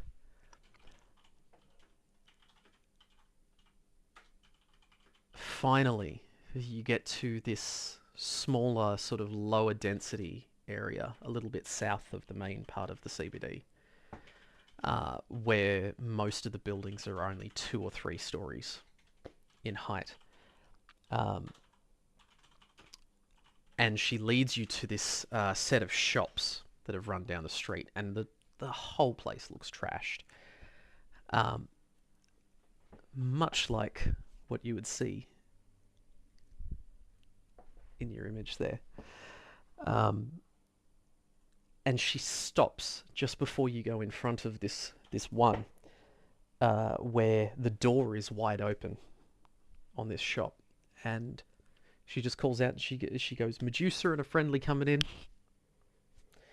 She goes, "Eh, you brat swings or shoots again, I swear."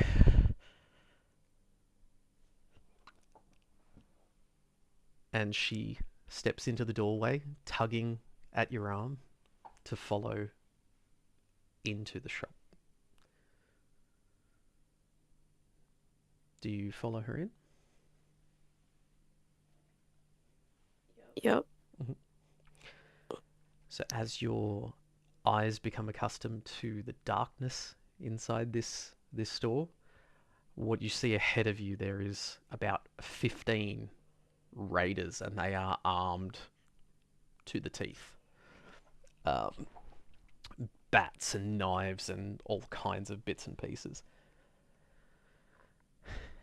And she stops in front of this group and she just points at every single one of them, and she's like, "Nobody be touching this one." She goes, "She's with me. You hear me? Nobody." And at the back of the store, she leads you to a man who's leaning against this almost pristine looking motorbike. This dark skinned man who is quite intimidating to look at. He's smoking a cigarette.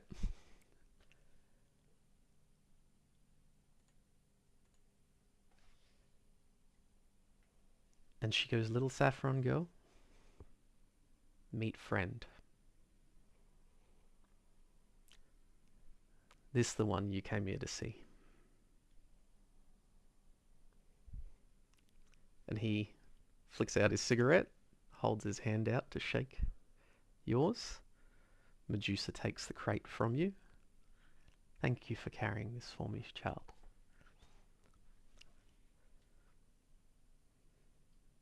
And she's awkwardly stunned with what's happening around her and awkwardly brings up her hand to shake his while staring at him. And he comes out with this broad smile, and he just clasps your hand. He says, so good to see you. If Medusa says you can come in, you come in.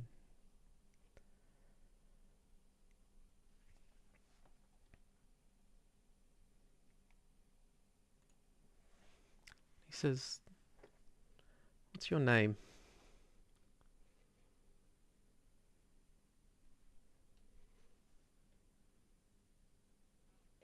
She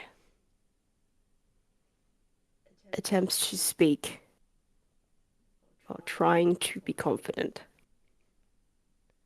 and says, friends know me as Saffi, but I believe you know Lucas.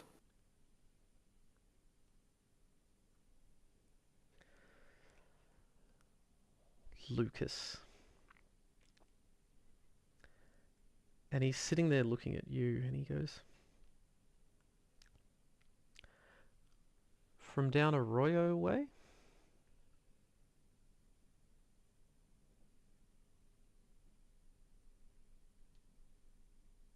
Yes. He just smiles and he says, Lucas. He, uh, he made the best chems. Um, and he leans in to your ear closely and he just whispers and he says, are you Lydia?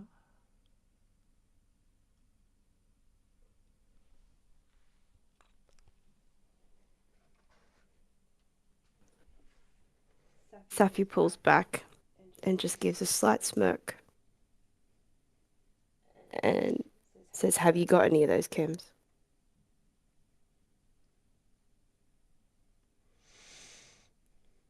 Lucas's chems were fierce, man. Ah, none of them left now. That's years ago since I dealt with him. Um, Medusa might be able to cover you though. And from the back room, Medusa's gone into a room separate. So you've got one big room, which was a shop, and then you've got like what was a little storage room at the back that Medusa's gone into. And you just hear her call out, and she's like, little saffron child, come sit with Auntie Medusa.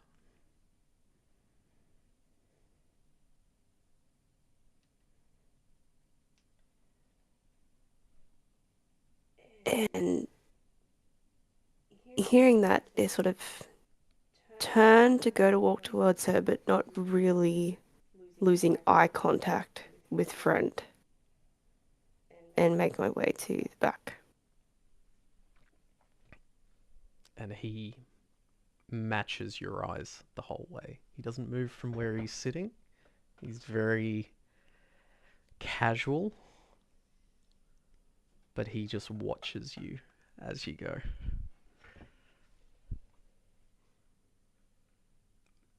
As you walk into the little storeroom, Medusa's got this whole area set out. She's got a little rug in the middle of the room. She's got these big fancy pillows around the outside of the room.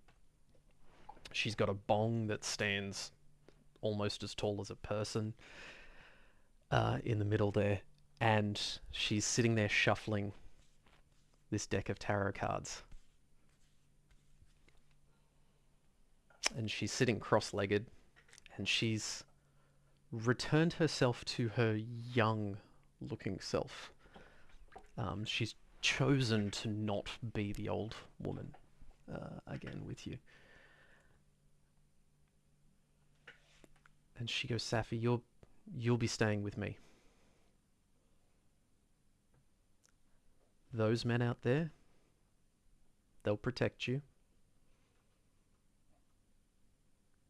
This can be your new home if you want it.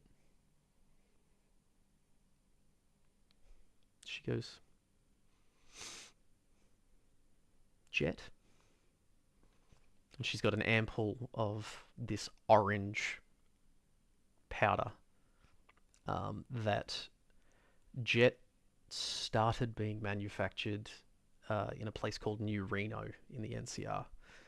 It's a little bit north of Los Angeles. Um, and that was about 100 years ago. And since then, it has spread over the entirety of the US. So it's a drug that massively increases your alertness and how you react to everything extremely quickly. It is very addictive, um, but it gives an insanely good high. It's essentially meth. Um,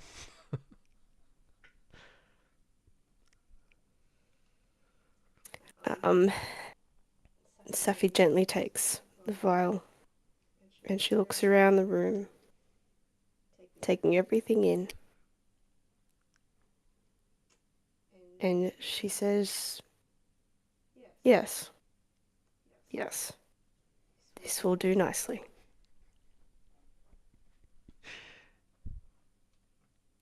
all right, so it is. It's like an inhaler. It's like you hit the button and then you inhale all of it. Do you take it?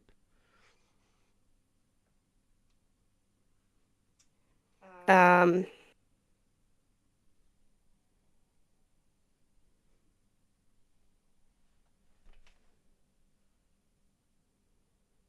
I think she's going to save it for later. Mm-hmm.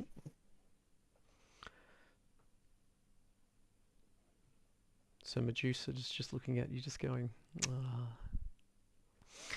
"Oh well." And she takes out her own ample and takes a hit, and she just breathes in, and she goes, "Okay, now let's deal the cards."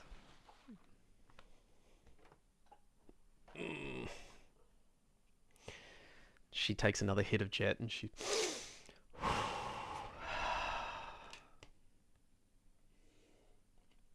introspection. You're looking inwards. I see the Empress.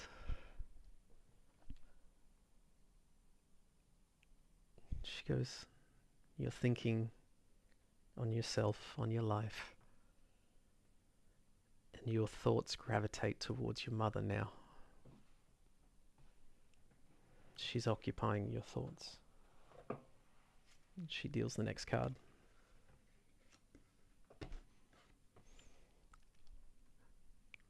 Best artwork ever. I love it.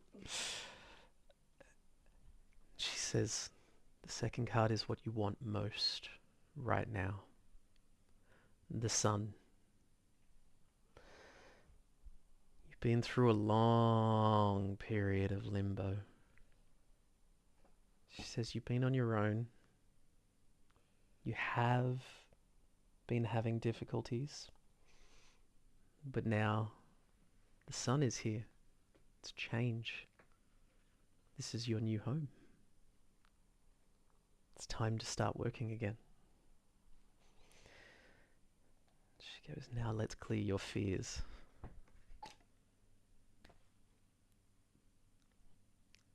The Chariot.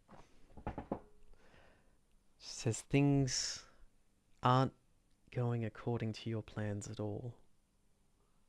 You've experienced far more delays and more frustrations than you expected. That's okay. Calm your mind. I'll guide you." She sidles up next to you and she's stroking your hair.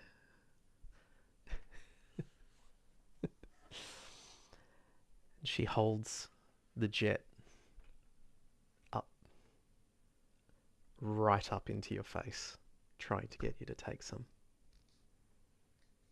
She keeps stroking your hair, pulling you closer, holding you.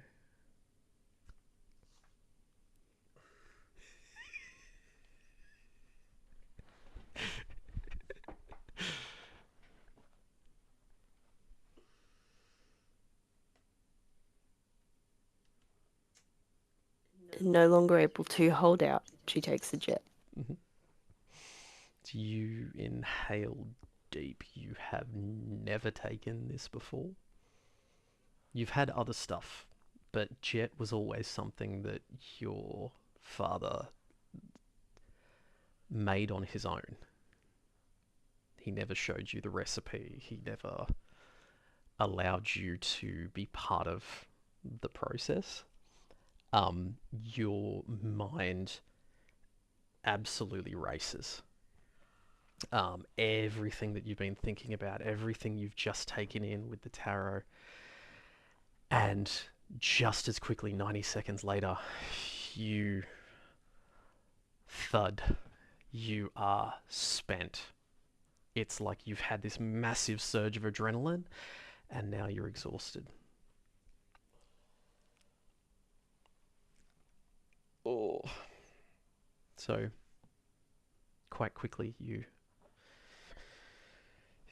take in the feeling and the exhaustion, and you slide down onto the pillows, and you fall into this deep sleep very rapidly.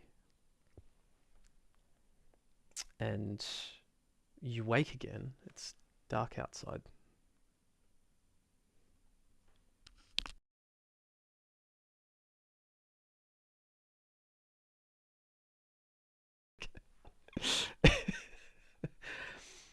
um, so you fall into this deep sleep.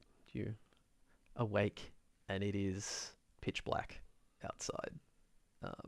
You don't know how long you've been asleep for, but you wake up and you actually feel quite good. You feel energized.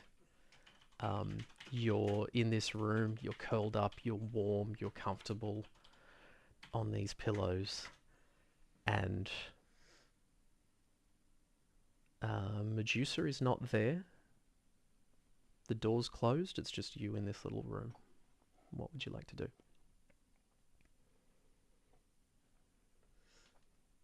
Start looking around the room. Mm-hmm. So what you see hanging from the ceiling, there's packs of herbs and incense and that type of thing. Um, there's lots of weirdness. You've got the tarot deck. Um, you've got bones sorted by shapes.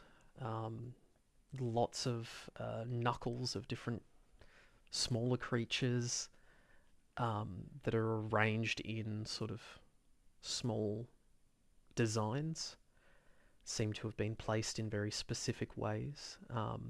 One of the things that strikes you is you come across some woven dolls that are made out of like reeds that have been woven together. It's exactly the same as the type of thing that your mother used to make. So when you'd be having a conversation with her, your hands would be busy. You would be constantly making these little dolls, just taking bits of reeds and twigs and just weaving them together, twine.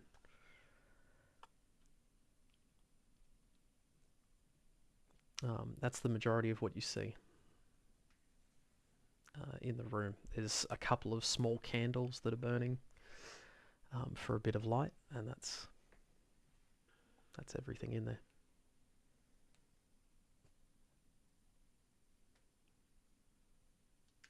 And just decide to play with the tarot cards. Mm-hmm. So you shuffle, you deal out a few. At this point, they don't really mean much to you. Deal out a card.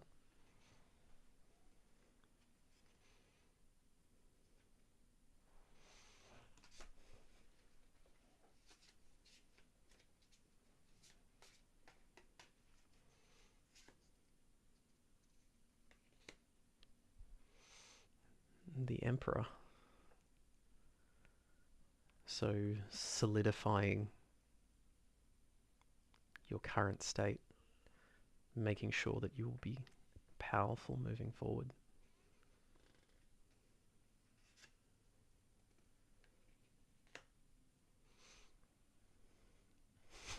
The Hierophant. You're not sure what she means, but the artwork is interesting.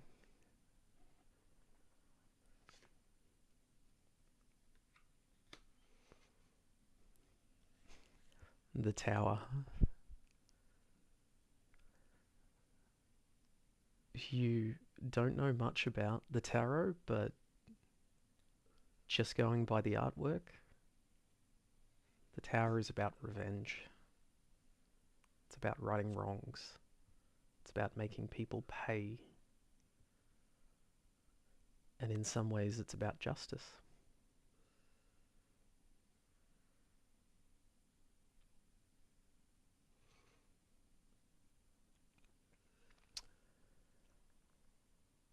And at that point, the door opens and Medusa comes back in. And she smiles at you. Glad to see you're awake. You had a bit of a wild ride.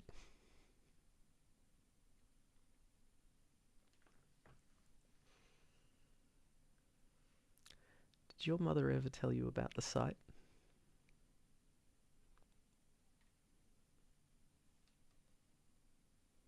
No. You spoke when you slept.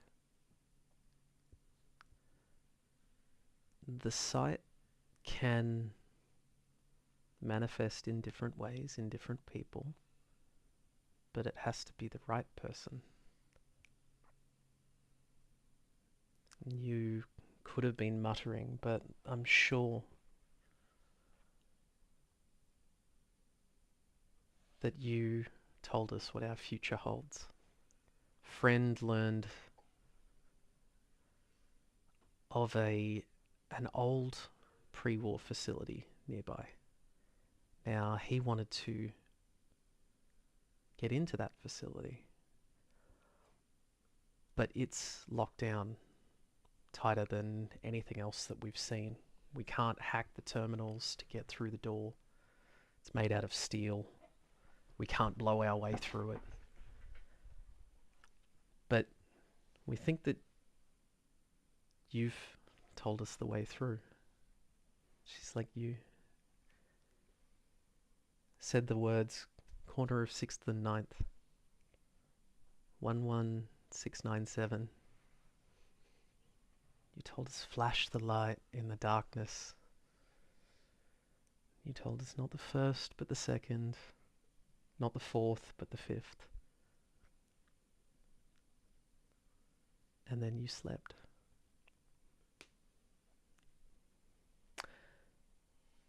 So what's going to happen is you're going to come with us tonight, and we're going to get into this facility, and you're going to help us do it.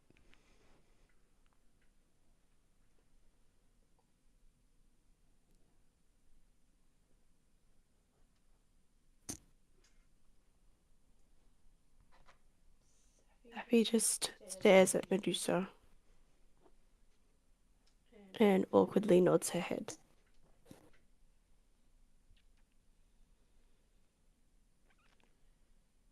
So you've got the sight, girl.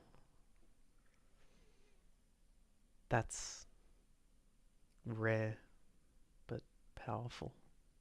I'll teach you how to use it sometime. But for now, and with that, you can add a non-combat perk called the Sight. It has very specific requirements on how you can activate it currently. You need to take drugs. You need to have a tarot reading. You need to sleep. And you need somebody else there to hear the message. you become a conduit of the future through the site.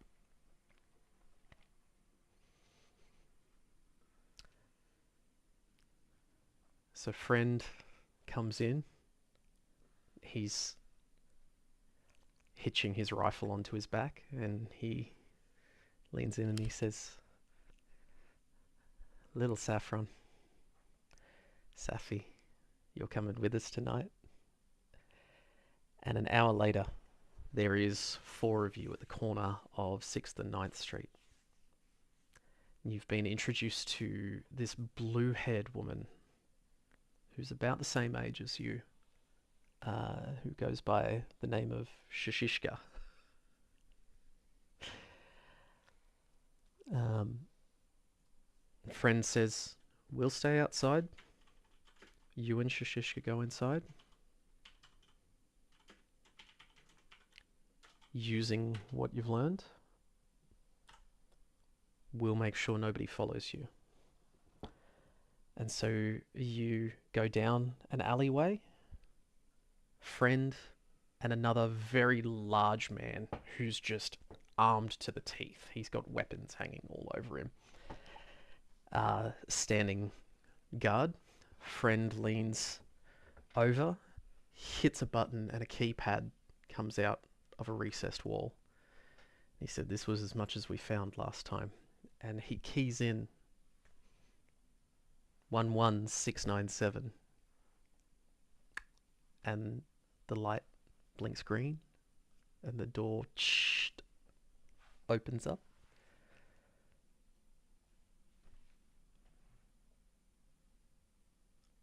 And it leads to a set of stairs that go down into a basement.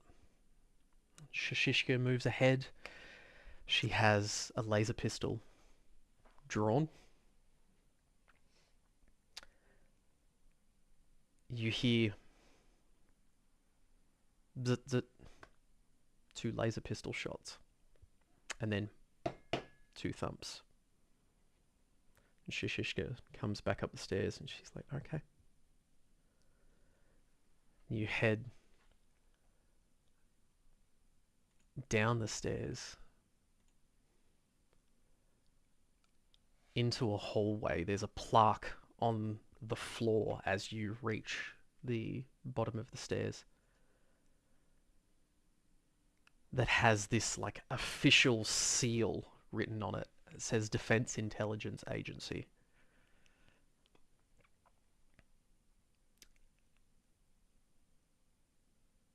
And Shashishka just looks at you and she says, "Find the spot that you said in your sight, as Medusa called it, and I'll show you how to blow the wall."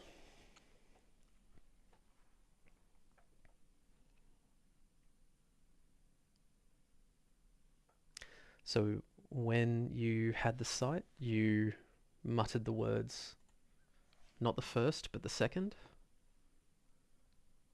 not the fourth, but the fifth. The doors lining this hallway, it's 1, 2, 3, 4, 5, 6, 7, 8.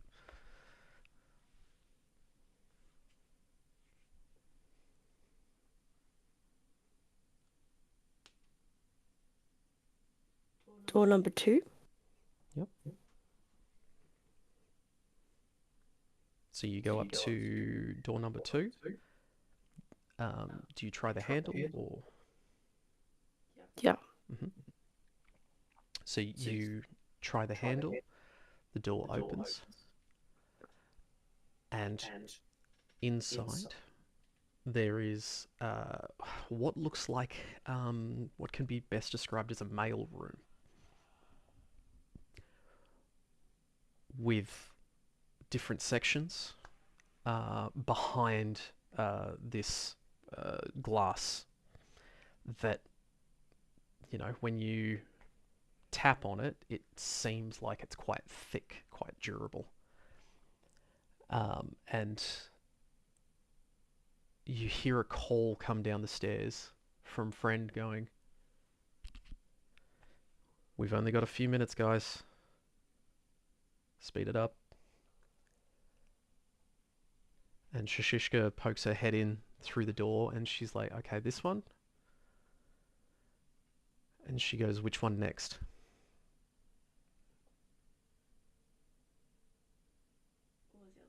So not the fourth, but the fifth. Door 5. Door 5. So you open the door and it is much the same. It's like this mail room. There is all of these shelves. Almost all of them are empty. Shashishka goes, okay, that's the two. She breaks out these powder charges and they've got a timer built into the top. And she goes, okay, you plant it, you've got 15 seconds. Stick it against the glass. We'll run up the stairs and then come back down. She goes, you got it? Got it. Good. You plant both of the charges in each of the rooms. You set the timer for 15 seconds, set the timer for 15 seconds, run up the stairs. You hear the bang and then the bang, and then a small amount of smoke is coming out of those doors. You run back down the stairs. Shashishka runs in to room 2. She says, you grab room 5.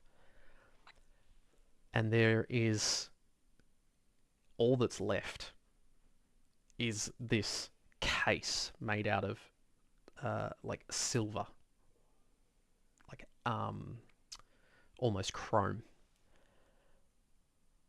And that's basically all that's left in this just pile of shit that's been blown out in the room.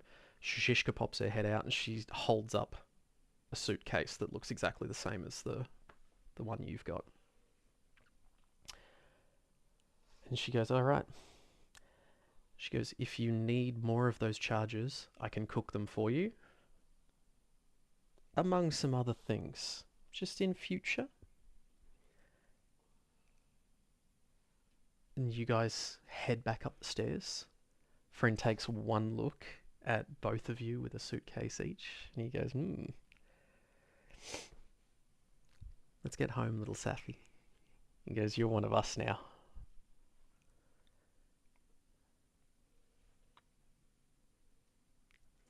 Again, awkwardly nods. So with that, you gain the explosives tag skill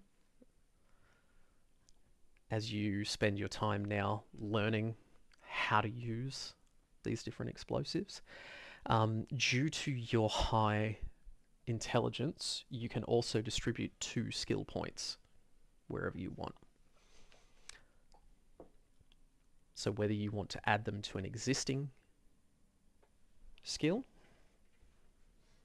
or whether you want to add them to something else.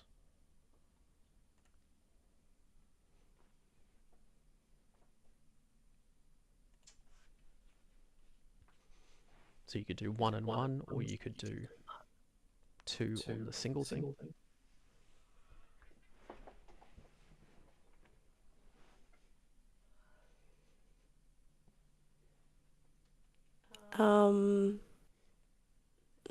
Add to throwing. Throwing.